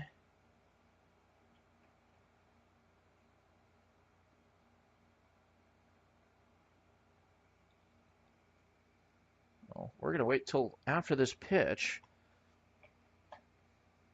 As Young-Soo On throws over to first, can't catch Reason, so actually we're going to go now. In 1985, Coca-Cola announced that it will sell Old Coke, which signaled the end of the failed New Coke formula that I'm sure if you were alive during that time, you've had it and you hated it. I was not, so I've never had it. Moore's going to send this one up the middle, and he is on with a one-out single here in the bottom of the sixth inning. Brings up Left fielder number Christian 7, Kotwitz. Kotwitz. And our catcher, Jacob Ross, is going to be out to talk to Young-Soo On. And when we're done with that, we will be back. So,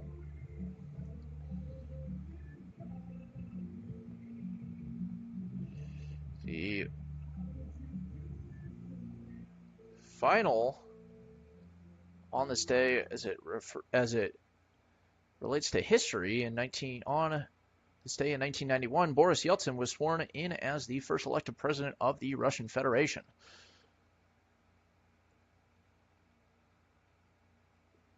Kotwitz takes this one outside for called strike one.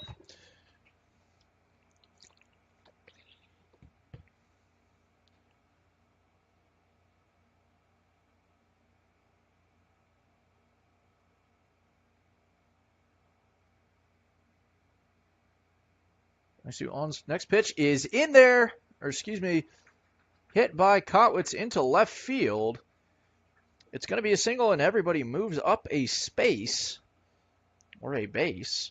So bases loaded with one out for Grant Simblick. Second baseman number 17, Grant Simblick.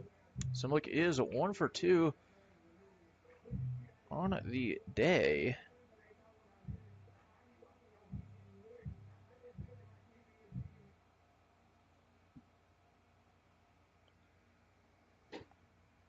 So we're going to start our On This Day in Sports. Well, we'll see when. Simblick is going to take this first pitch high for ball one, so 1-0 count. So on this day in sports, on this day in 1934, the American League won the second ever All-Star game at 9-7 at the Polo Grounds in New York.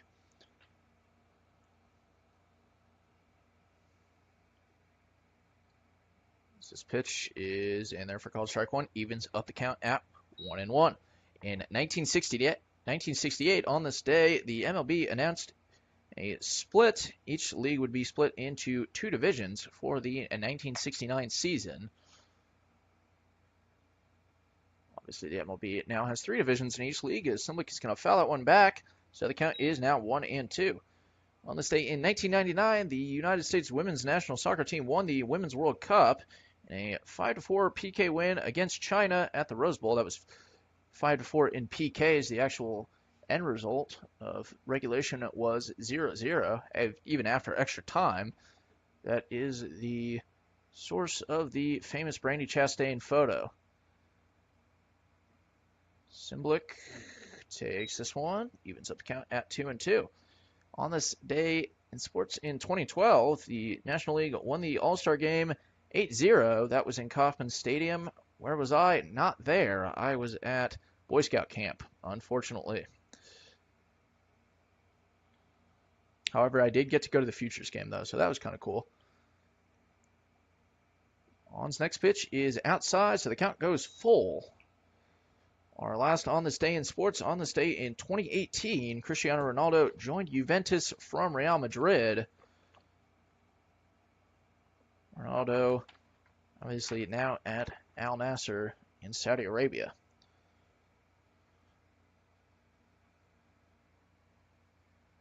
The Payoff pitch.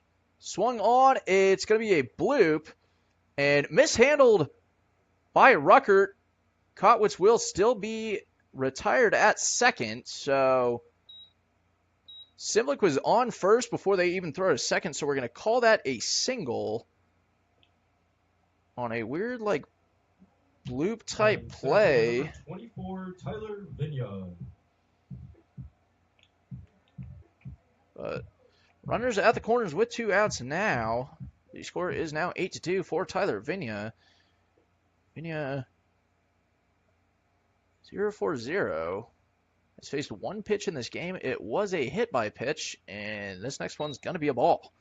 So we're now going to move on to our birthdays, starting happy birthday in heaven to physicist Nikola Tesla,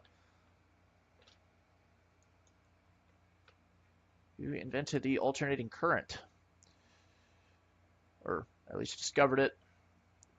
Vigna takes this pitch and down the heart of the plate for strike 1.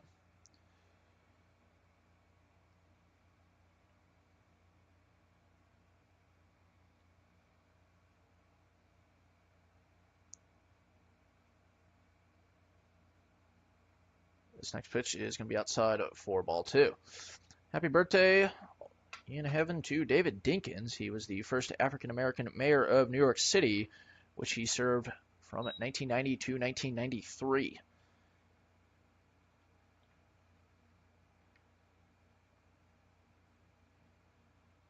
On throws back to first. Cannot find Simlick. Happy birthday. Once again, happy birthday in heaven to Arthur Ashe. The legendary tennis player was born on this day in 1943.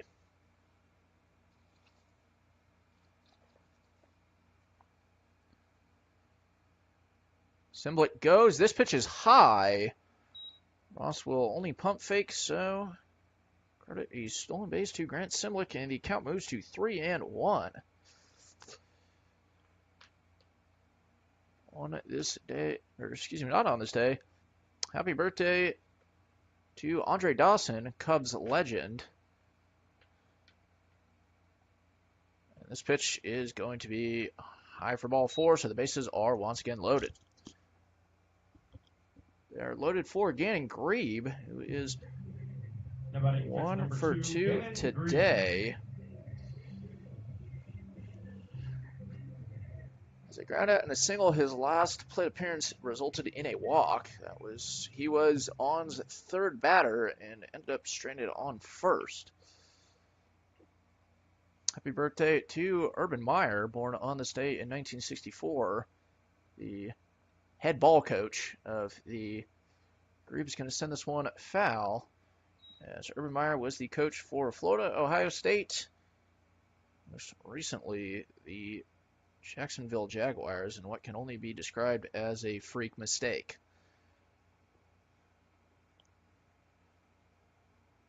And now works, I believe, at Fox. This pitch is low and briefly through the legs of Ross, but just kind of died in the dirt behind him. So there was no chance for Moore to advance from third.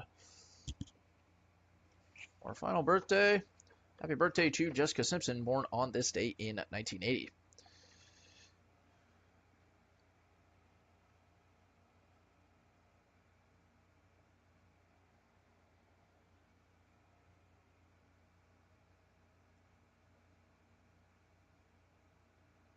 On's pitch is once again low for ball 2.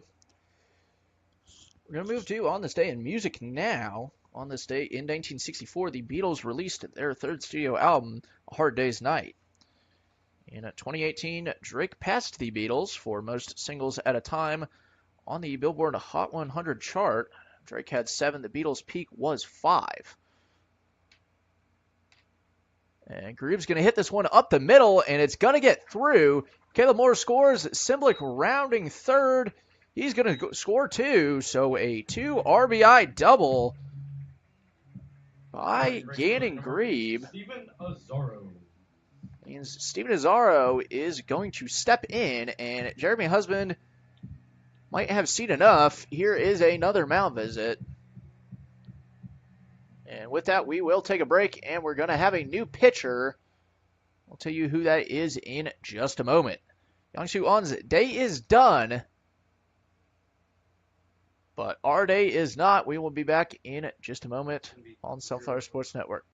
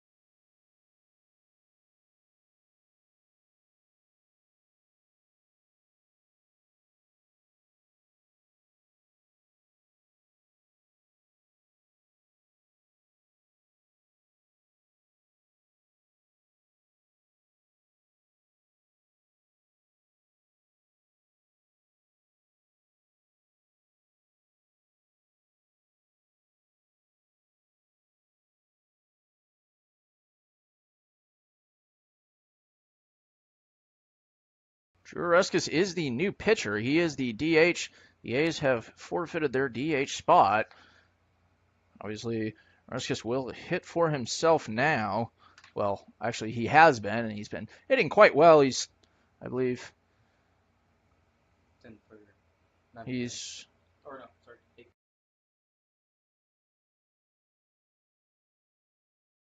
I don't even remember. Well, the first pitch was low for ball one, and everybody advanced. So runners on second and third. Zara is going to foul this one off to even the count up at 1-1.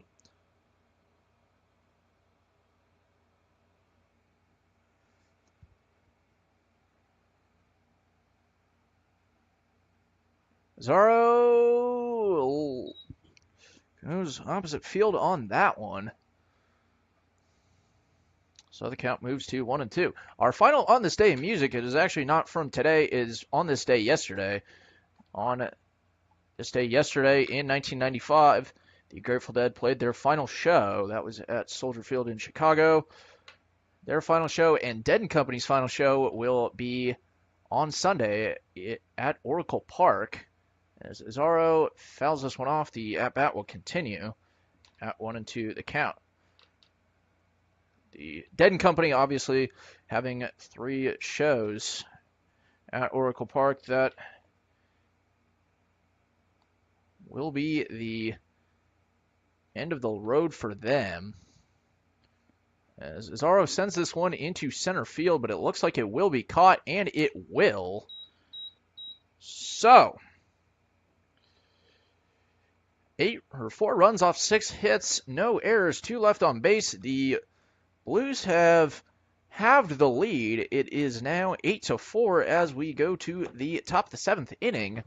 We have the Mass Builders hit around to our right. Now we're going to be doing our Mass Builders hit around where contestants will be And I have to each other trying to see where they can hit it. yet to figure out the rules of this one. However, we will have some substitutions. When I figure out who they are, I'll let you know. but we're going to step aside and just let you watch the action.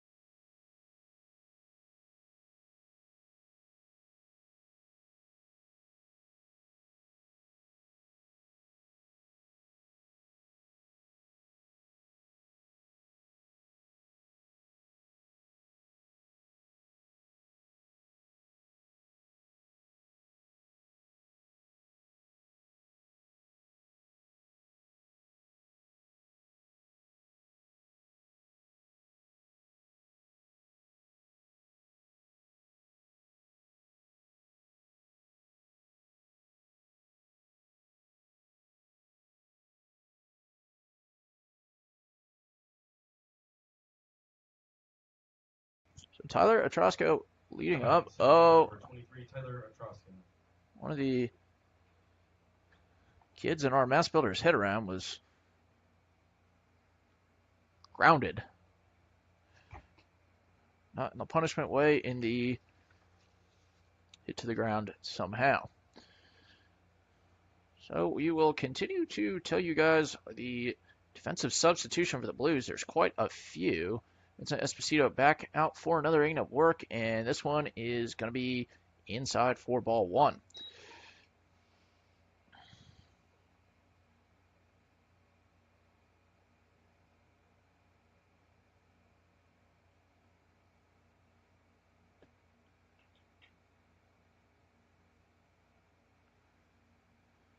Esposito's next pitch is low once again, ball two.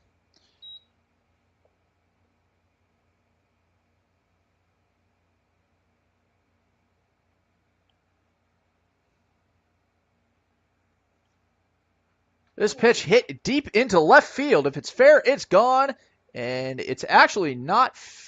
It's not gone. It is fair. It was a warning track. Brennan Johnson tried to catch it but could not, so that's a leadoff double for Tyler Atrosco here in the top of the second inning. Seventh, excuse me, not second, seventh. I'm a little loopy. Number 11, Aiden Morgan. Been out for a while, and Johnson made a valiant effort on that. Our third baseman, Gage Callahan, gives him the thumbs up, so he looks to be okay. But I'm not sure if he crashed against the wall or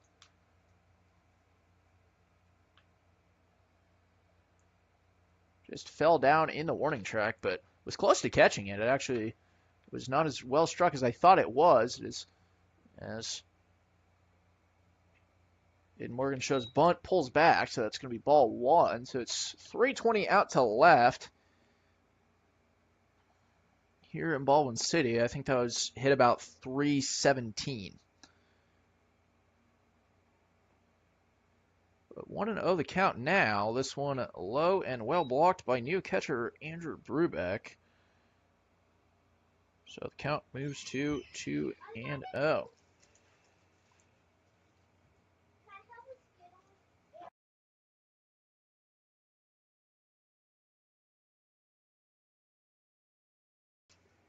This pitch is down the heart of the plate for called strike one.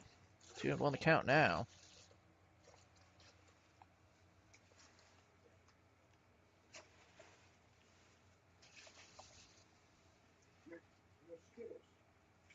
Esposito, this one is hit just foul, went foul right before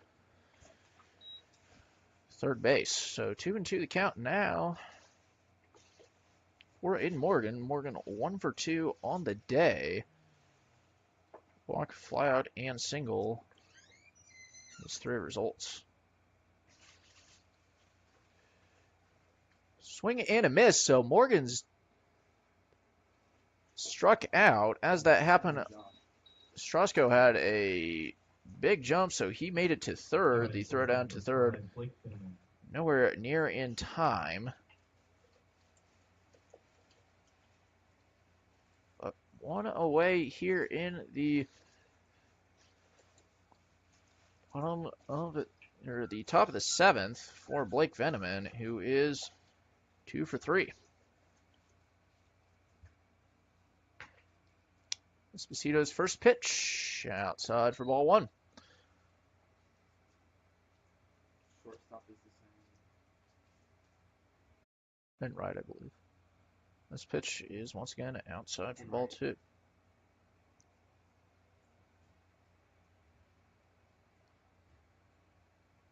So they also have Solomon Holmes in right field for our other substitutions. This one is low for ball 3. 3-0 the count now. I believe there is no substitution in center field, but if there is, I'll let you know. Unfortunately, in my view, to center field is limited, as that one goes down 4 walks. So that's a 4-pitch walk. And this new batter is number 99. We will get you that name in just a moment. He's replacing Evan Johnson, though. Number 99, Jordan Rosenberg. It is Jordan Rosenberg.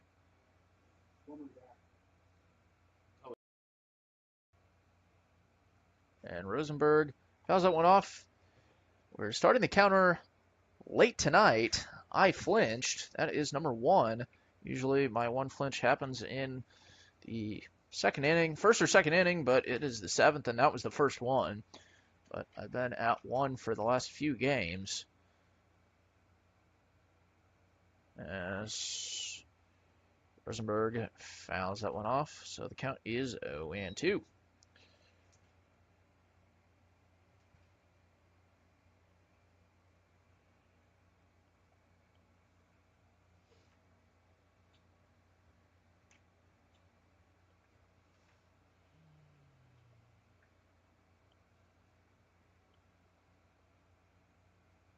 The 0-2 pitch from Esposito. It is strike 3, and Veneman got a good jump, stole third. So this is the second time this happened. That was a called strike 3 where Now batting right fielder number 25, Aiden Blackwood. where a stolen base and a strikeout happened. But now there are runners on second and third with 2 outs. For Aiden Blackowitz, this first one looked more like a pitch out. That one's way outside. Brubeck slides over to catch it, and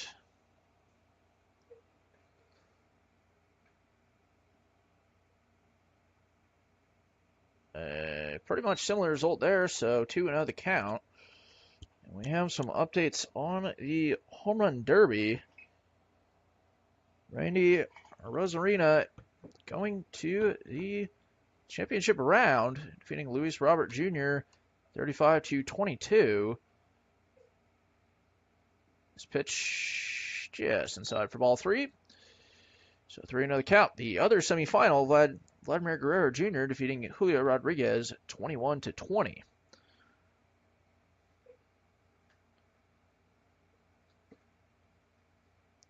Esposito's next pitch is outside, so that's another 4-pitch walk. The bases are full with 2 outs.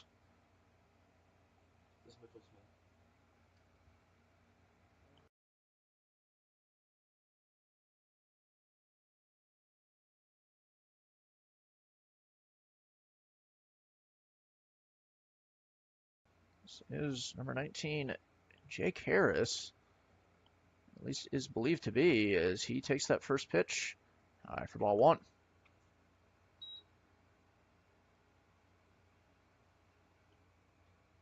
And pitching coach Wilson Kilmer is going to have a quick talk with Vincent Esposito, so we're going to step aside for just a second.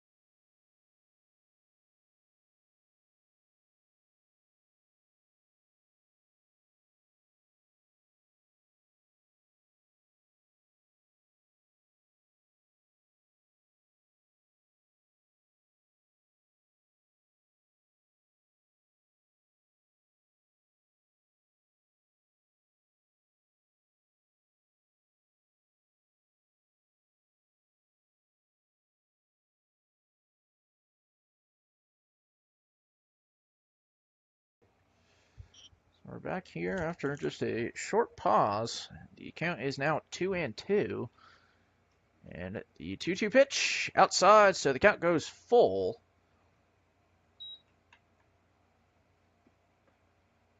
So 3-2 with 2 outs now.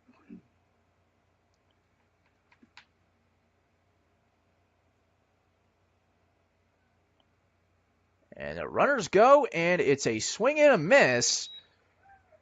So no runs off, 1 hit, no errors, 3 left on base. We move to the bottom of the 7th inning. It is still 8-4 in favor of the A's. We do what we do in Baldwin City, due in large part to the Change for Connor Foundation. Connor's parents, Marcy and Mike, and brother Ryan, founded Change for Connor to bring awareness to mental health issues and suicide prevention. Change for Connor is an outstanding returning sponsor for the Blues. With that, we are going to take a break and be back in just a moment here on the Sunflower Sports Network.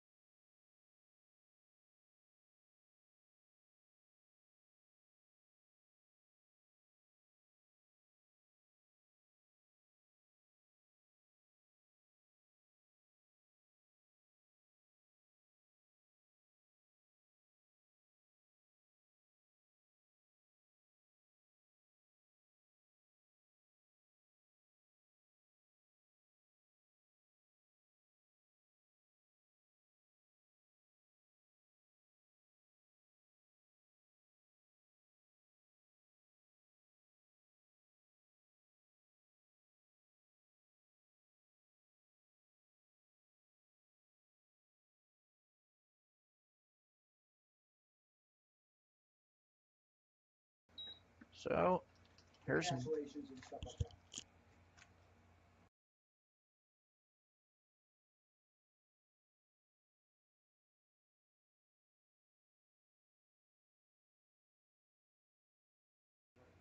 that.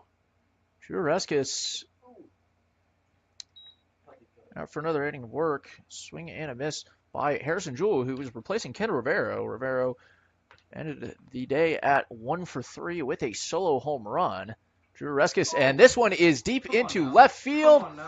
The play, this one is gone as well. So 2 leadoff home runs in 2 different innings, or 2 leadoff home runs in a row by the 5-hole.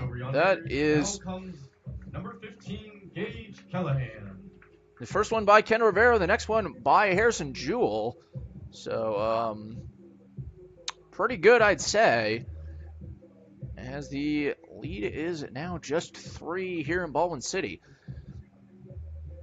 Giving you guys the update on, or not the update, never read Youngsu On's final line. That was 1 innings pitched, 12 batters faced, 43 pitches, 6 hits, 4 runs, all of them earned.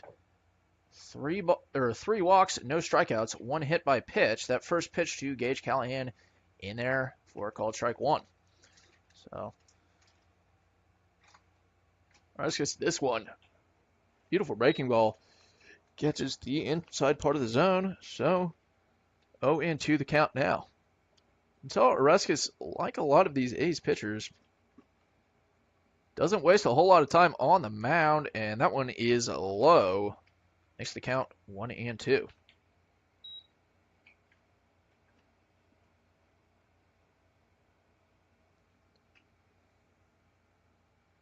1-2 pitch.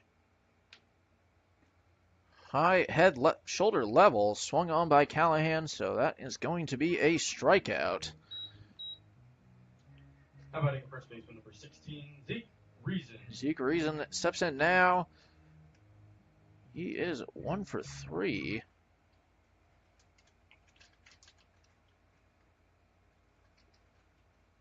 On the night, and he's going to swing and send this one up the middle. The throw to first, though, in time, so well done by shortstop Veneman. How about shortstop number 11, Caleb Moore?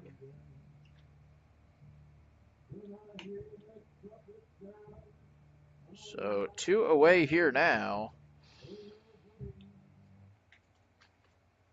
With 2 away now with Caleb Moore stepping up. We're in the bottom of the 7th inning. As Moore takes that one low for ball 1.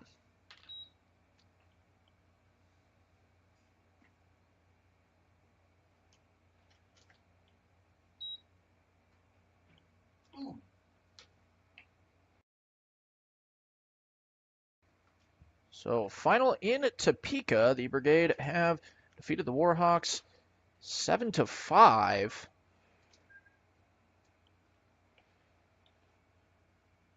So that one swing and a miss. The count now moves to 1-2. The Brigade have pretty much all but locked up first place now, sitting at 20-3.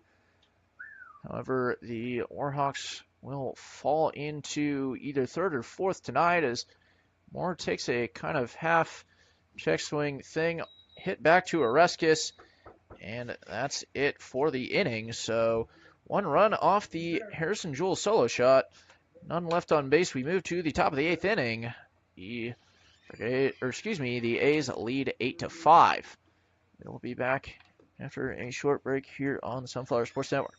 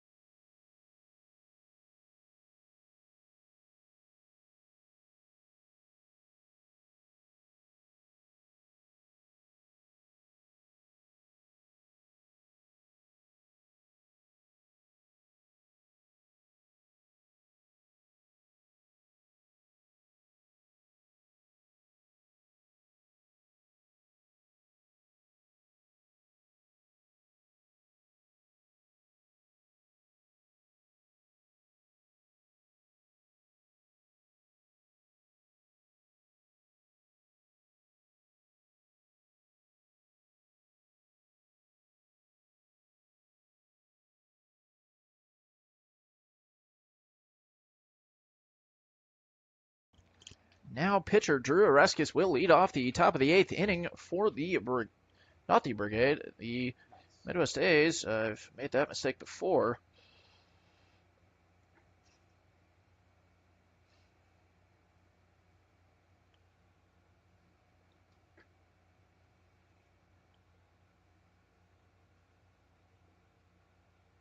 It's Gavin Alvarez, the new pitcher, replacing Vincent Esposito. We will give you Esposito's final line in just one moment. The first pitch to Oreskes is down low for ball 1. Second one is the same result, ball 2. Vincent Esposito, 2 innings pitched, 10 batters faced, 41 pitches, 2 hits, no runs, 2 walks, 4 strikeouts.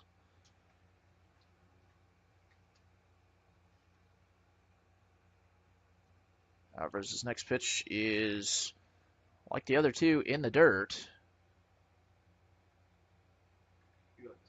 All 3 the count. So 3-0 count now.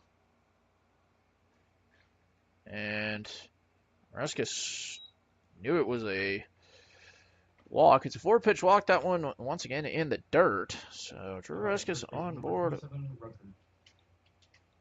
with a 4-pitch walk, and in just a moment we will update you on the Mid-Plains League standings. The Brigade moving to 18-3. So Ruckert, still don't have a first name for him. He is the batter up at the plate. The Bravos are at 15-8. So presumably, is that one low for ball 1? Junction City Brigade at 18-3 have officially clinched the regular season first place. So it's 6 straight balls for Gavin Alvarez, all of them in the dirt. 2-0 the count to Ruckert.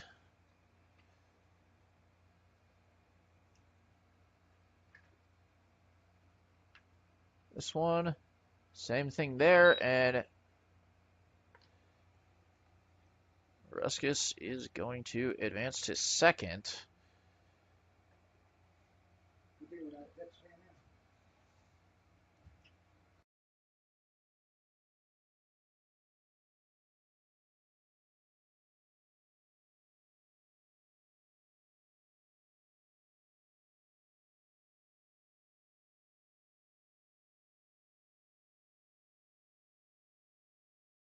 So another 4-pitch walk, and Logan Whalen is going to step out for a mound visit.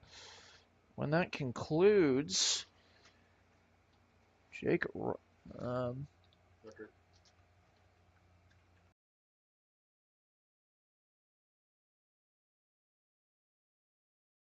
Jacob Ross will be the new batter. But until then, we're going to take a break and be back in just a moment.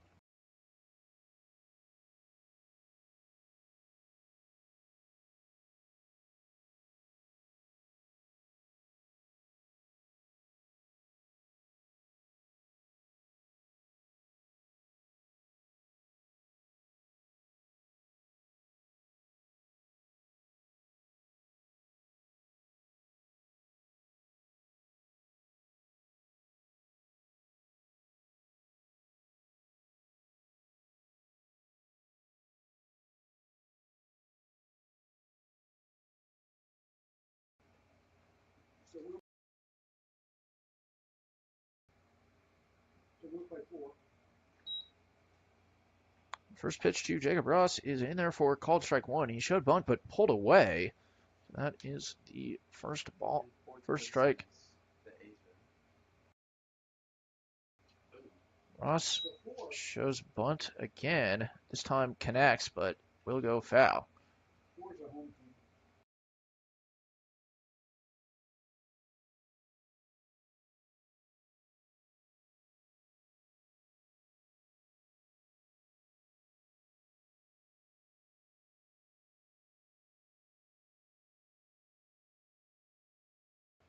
This next pitch is in there for ball 1. So 1-2 the count now.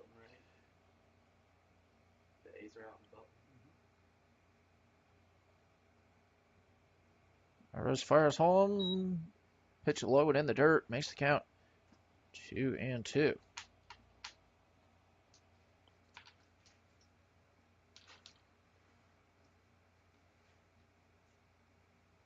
This pitch hit into the air.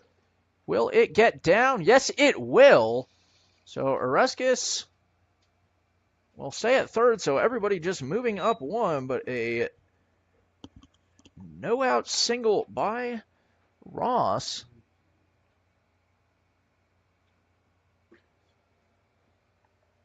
How about center fielder number 23, Tyler Otrosco?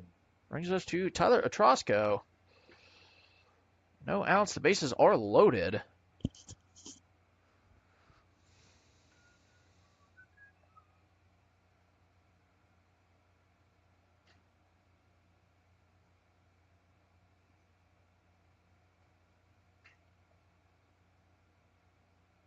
His first pitch is in there for called strike one. 0-1 the count now.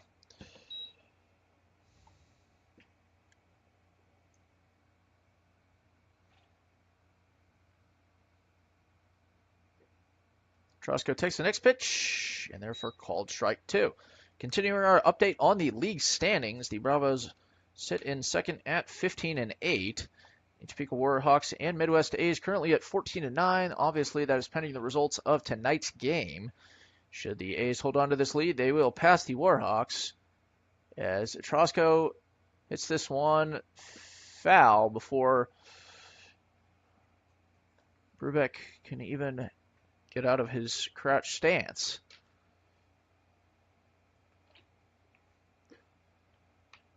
However, if the A's should lose tonight, these standings will hold in their same positions.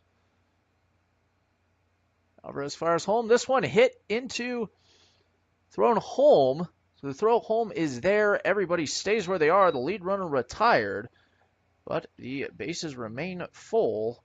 Good heads-up play by Zeke Reason to retire Oreskes, but brings up Aiden Morgan, who is 1 for 3 on the day.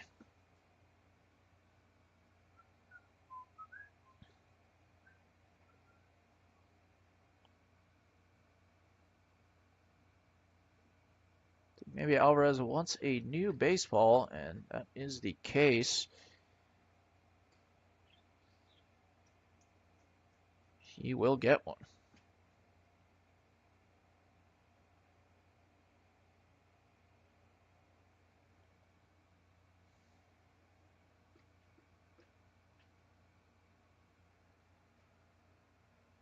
So other games in the Mid Plains League going on this week. We'll try and take you through the entire slate. But not before Gavin Alvarez fires home. Called strike one it is to Aiden Morgan.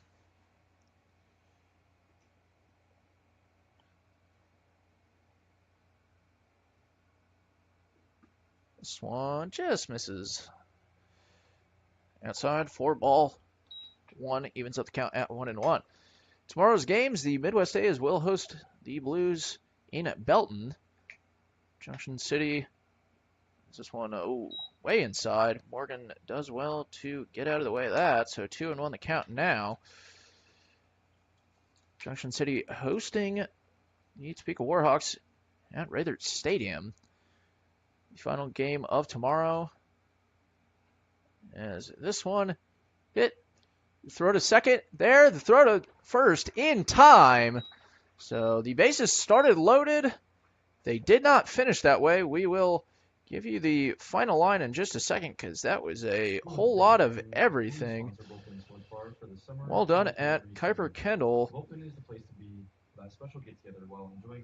with a half-assisted double play. We're going to move to the bottom of the 8th inning. But we're going to take a break, but before we do that, we want to thank returning sponsor Bullpen Sports Bar for the summer 2023 season. The Bullpen is the place to be for that special get-together while enjoying great food and adult beverages and indoor or outdoor games. The Bullpen Sports Bar, where Baldwin City gathers for a great time. That's once again the Baldwin Sports Bar located in beautiful downtown Baldwin City. With that, we will take a break. Drew Eskis out for another inning of work, and we will be after the break.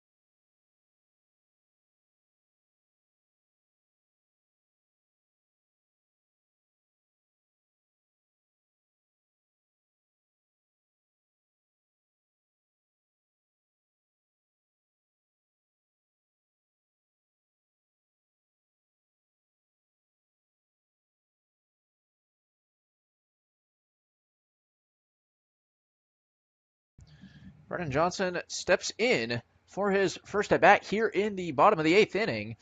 Score 8-5. The Blues have scored 5 unanswered, and this one is going to go foul to the right side. Excuse me, the left side. It's pretty late here in Baldwin City. It is currently 9:47. The lights all the way on, and it is currently a cool 76 degrees here.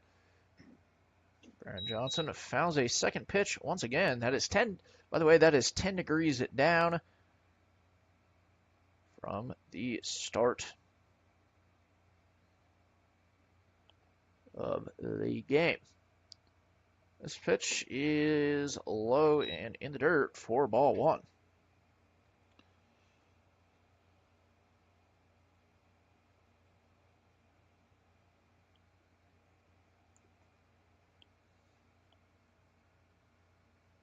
This pitch is high for ball 2, so the count evens up at 2-2.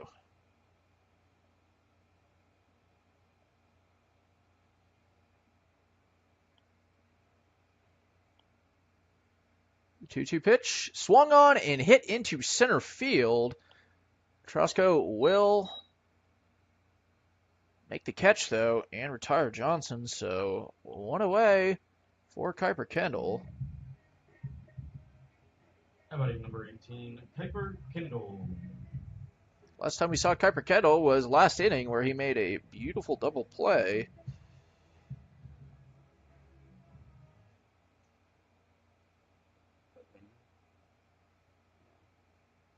That was in the field. Now he has the bat for his first at-bat of the game. Swings and misses there. 0-1 the count early.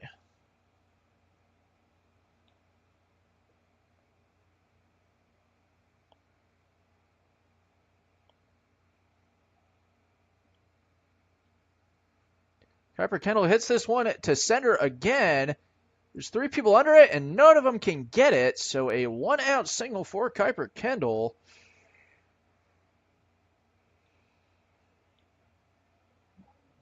And in steps up number 24, Tyler Vigna. Tyler Vigna.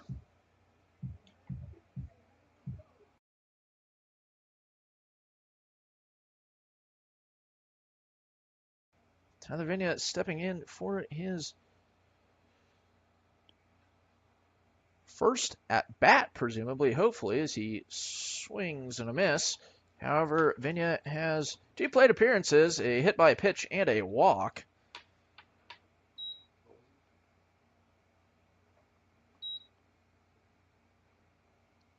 He steps in and takes another breaking ball.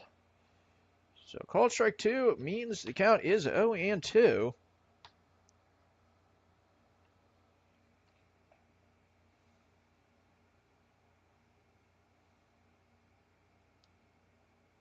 Check swing, but not even close to warrant an appeal. So 1-for-1 at the count. Or 1-1. And Vinny's just going to watch this one sail in. Strike 3 looking 2 outs now for Andrew Brubeck. Catcher number 19, Andrew Brubeck. Brubeck also taking his first cuts of the night.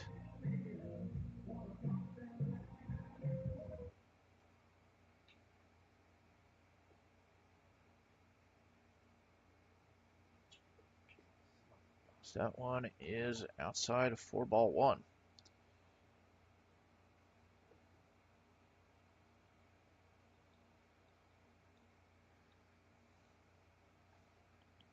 Rick's next pitch is swung on. 1-1 the count now.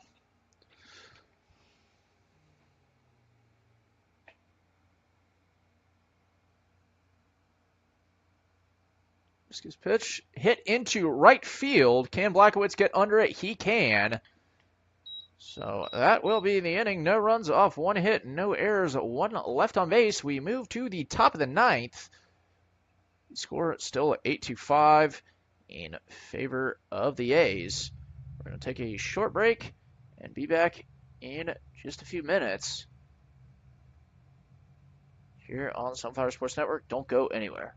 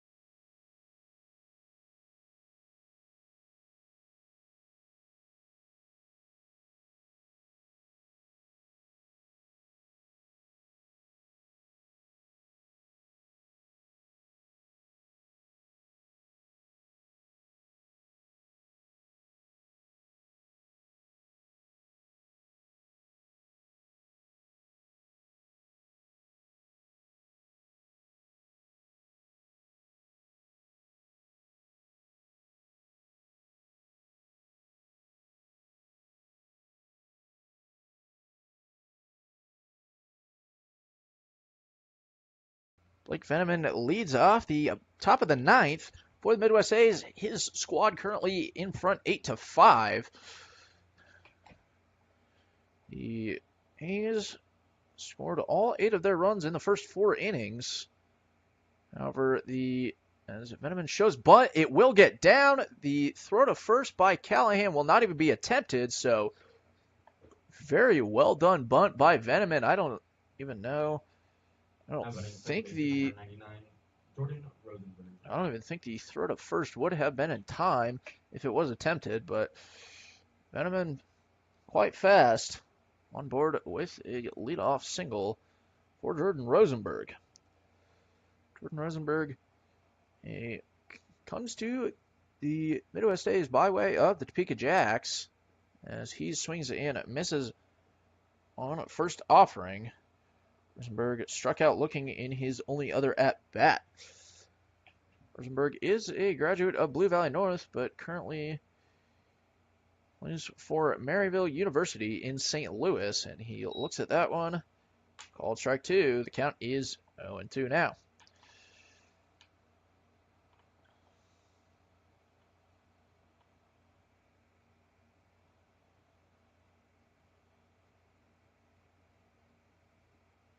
This one is hit and fouled off into the fence behind us. The count remains at 0-2.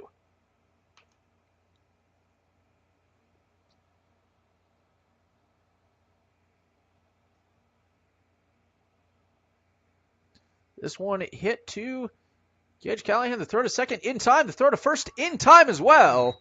So another double play for the Blues. And just like that, 2 outs here in the top of the 9th inning.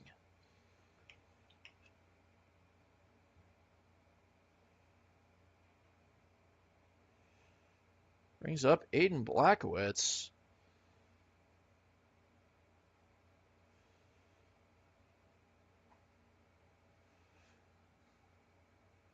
Trying to maybe get some insurance runs here with 2 away. Blackowitz swings and misses at that first one, so the count is 0-1. Blackowitz is 1 for 4 so far. Has a hit in that time and a walk, but he fouls that one off, so 0-2 now. In fact, actually, that walk was his last plate appearance.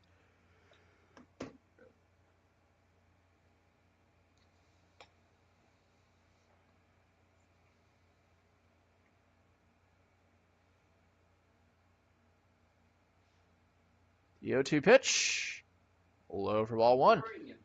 This is probably a good time to announce or not announce, but shout out the draft picks from the state of Kansas. These are people that played high school in the state. As that one low once again, evens up the count at 2-2. Zach Thornton was drafted in the 5th round. That would be 159th overall by the Mets. Thornton was a Free State Firebird, like many of the Blues, as this one swung on and missed. A 1-2-3 inning there. No runs off one hit, no errors, nobody left on. We move to the bottom of the ninth. Score 8-5. If you're looking for that next construction project, And we'll be glad you did. we want to welcome Mass Builders and Eric Brooks to the Baldwin City Blues sponsorship family. If you're looking for that next large construction project or help with building advice, give Eric a call. You'll be glad he did.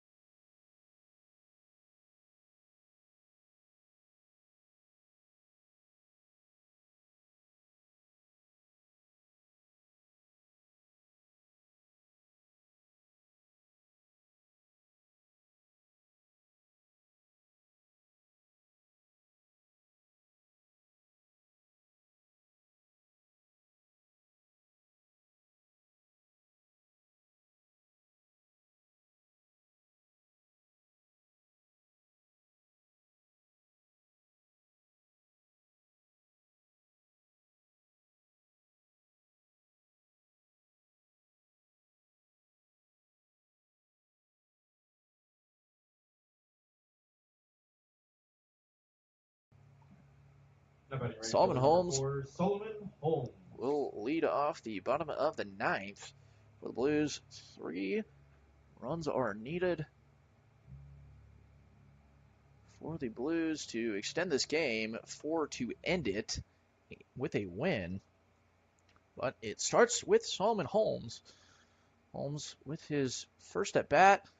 And as the first pitch goes outside, this is a new pitcher for the A's. This is Nate Bowen, a 2023 graduate of Belton High School. That is where the A's play their home games. As Bowen's next pitch catches the inside part of the zone for called strike 1. So that means Ruskis' day is over. 2 1/3 innings pitched. 9 batters face 32 pitches. 2 hits, 1 run. So that one outside. That run was earned.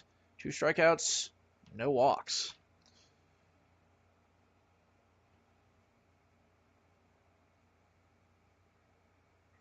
This is pitch to Solomon Holmes. Inside, 3-1 the count now. Finishing our Kansas high school draftees from the MLB draft. We talked about Zach Thornton, Free State Firebird, then went to Barton Community College. That one swung on a miss, so the count goes full. Thornton, after finishing at Barton, played at Grand Canyon.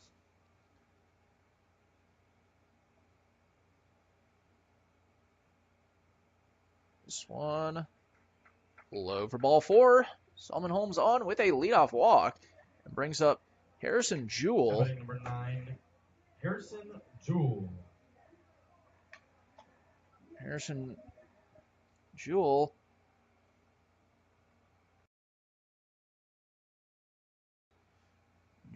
is 1 for 1 with a solo home run in his only at bat so far. And he takes that one High for ball one. I thought he was going to rip that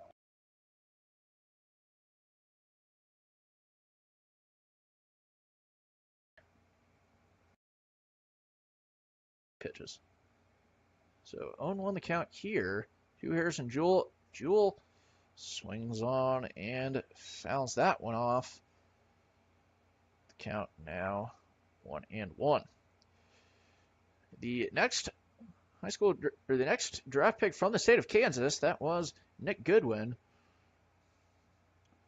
Nick Goodwin was a St. Thomas Aquinas Saint and finished a Kansas State Wildcat, as that pitch is in there. Very nice breaking ball in there for called strike two. So 1-2 the count now. Goodwin was drafted 214th overall in the 7th round by the Toronto Blue Jays.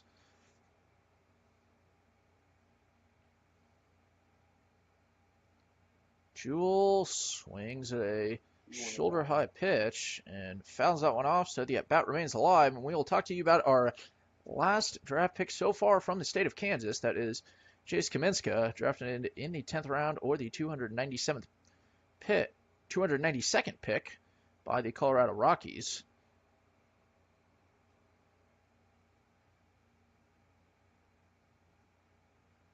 One-two pitch, swung on and fouled once again.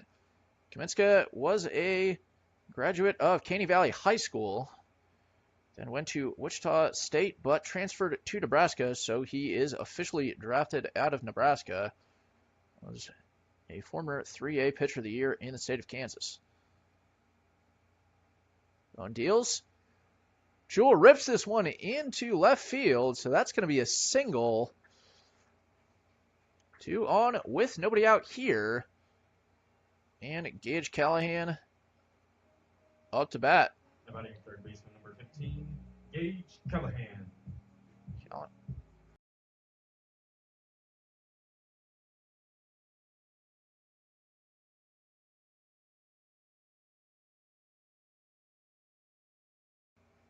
Gage Callahan steps up with nobody.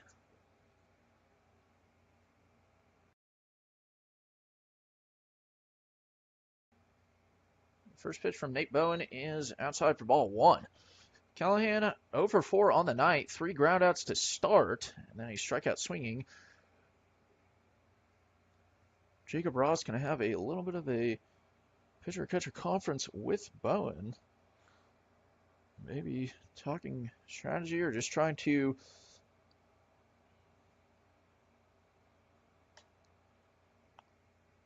calm Bowen down.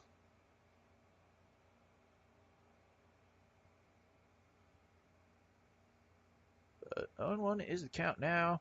Bowen's next pitch way outside and well caught by Ross. But the count is 2-0.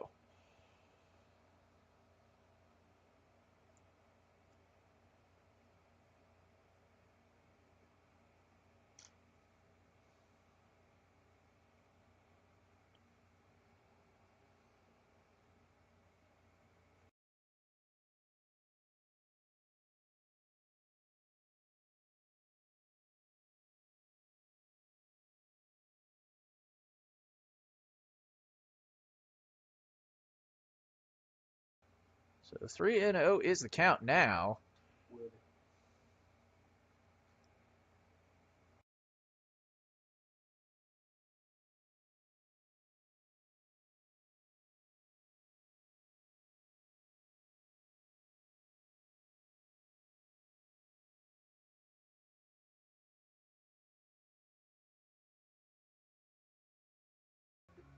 I just realized I was muted for that entire thing.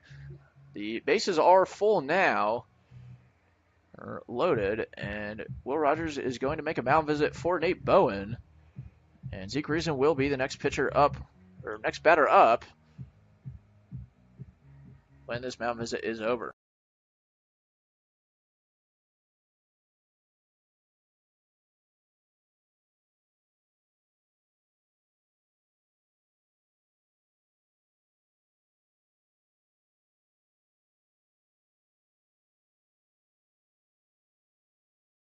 First baseman number 16, Zeke Reason. Zeke Reason stepping in now. Reason is 1 for 4 so far.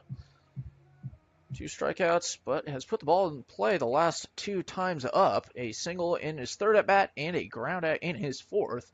He's going to look to try and get a hit here, but he's got to have something to swing at, or at least something to hit, as that first pitch from Nate Bowen outside for ball 1.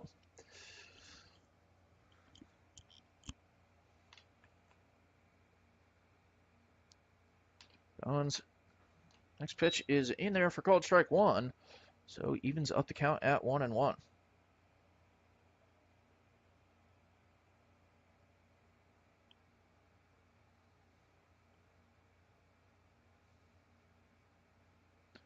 Bowen's next pitch fouled off by Reason.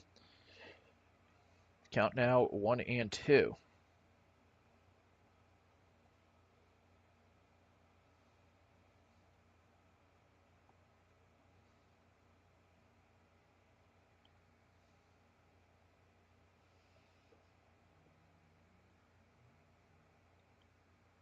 This next pitch outside evens up the count at 2-2.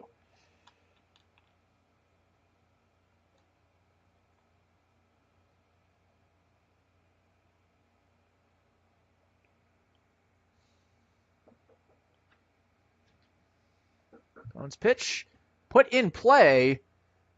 The throw to Morgan stepped on third to require Jewell. However, that is an RBI. Holmes will score. Can you take it back to the dugout over there? Thank you. So the lead now. Batting number 11, Caleb Moore. The lead now just 2 for Caleb Moore. However, there is 1 out. But the score now 8-6.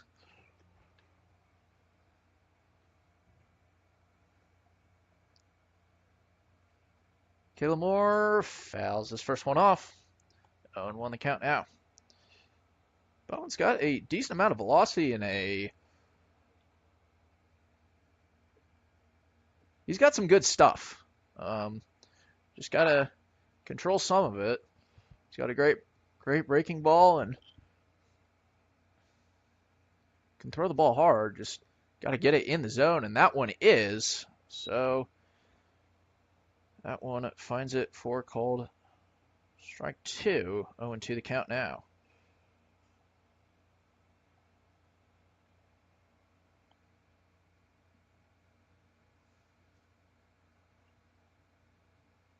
Pitch is check swung, but called strike 3. So 2 outs now. Vernon Johnson, the last hope Batting left for fielder the number Blues. 47, Vernon Johnson.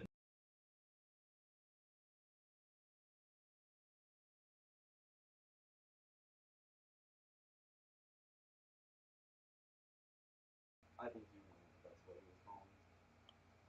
Vernon Johnson, the last hope for the Blues, and he's going to foul this first pitch off. 0-1 the count.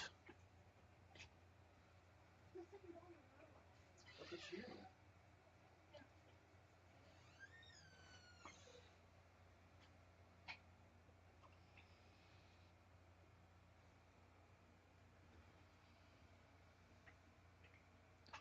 Bowen's next pitch is low and inside, evens up the count at 1-1.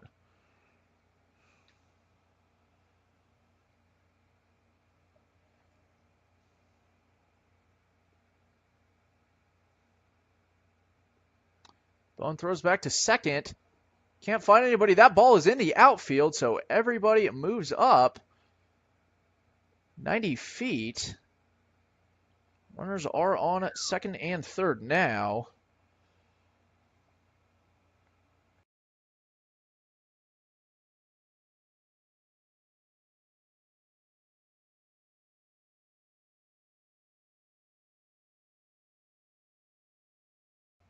So that will be an E1, a throwing error. The reason for advancement, however, Reason is on second base. The count is 1-1 here, though.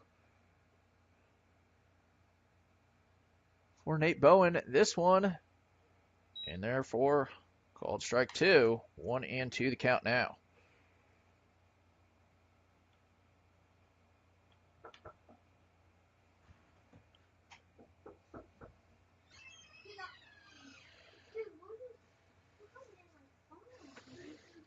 The 1-2 pitch. Johnson fouls it off. 1-2 the count still.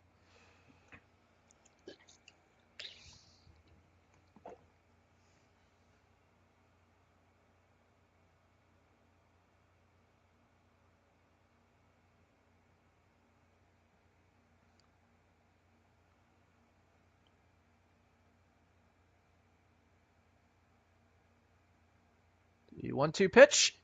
Roped into right field. Callahan will score. Reason coming around to score, and this game is tied. A 2 RBI single by Brennan Johnson means we have tied this game up at 8. Number 18, Kuiper Kendall.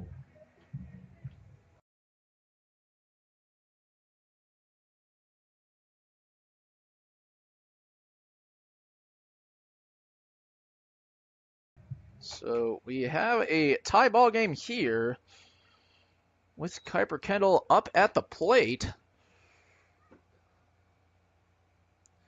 Johnson goes. Kendall sends this one in the air. It's going to be into right field and foul. Well, if it was fair, it probably would have been caught, but had it not, Johnson had such a beat on it, he probably could have scored from first. Either way, the count is 0-1 now.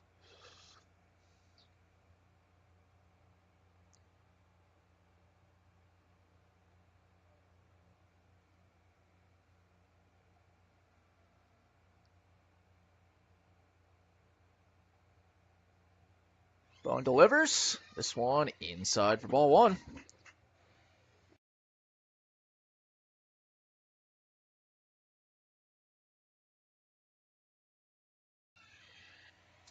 So the count is 1-1. And Kendall sends this one up the middle. It will not be caught. And misfielded by Atrosco. Johnson goes to third. He's going to go home. The throw to home is not in time. And this game is walked off. The Blues score 9 unanswered to defeat the Midwest A's at 9-8. And folks, that is the first walk-off we've had this year.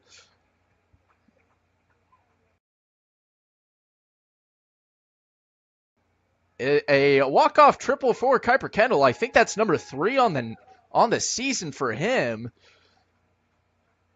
But what a game that was. The Blues score so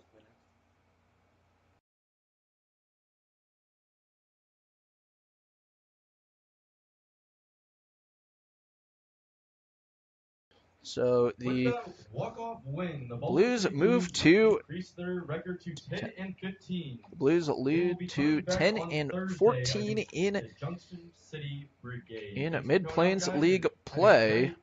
A nice drive home. So the Blues improve to, as I said, 10-14 in Mid-Plains League play. Sorry, just trying to collect myself. That was quite a lot that just happened. The A's will fall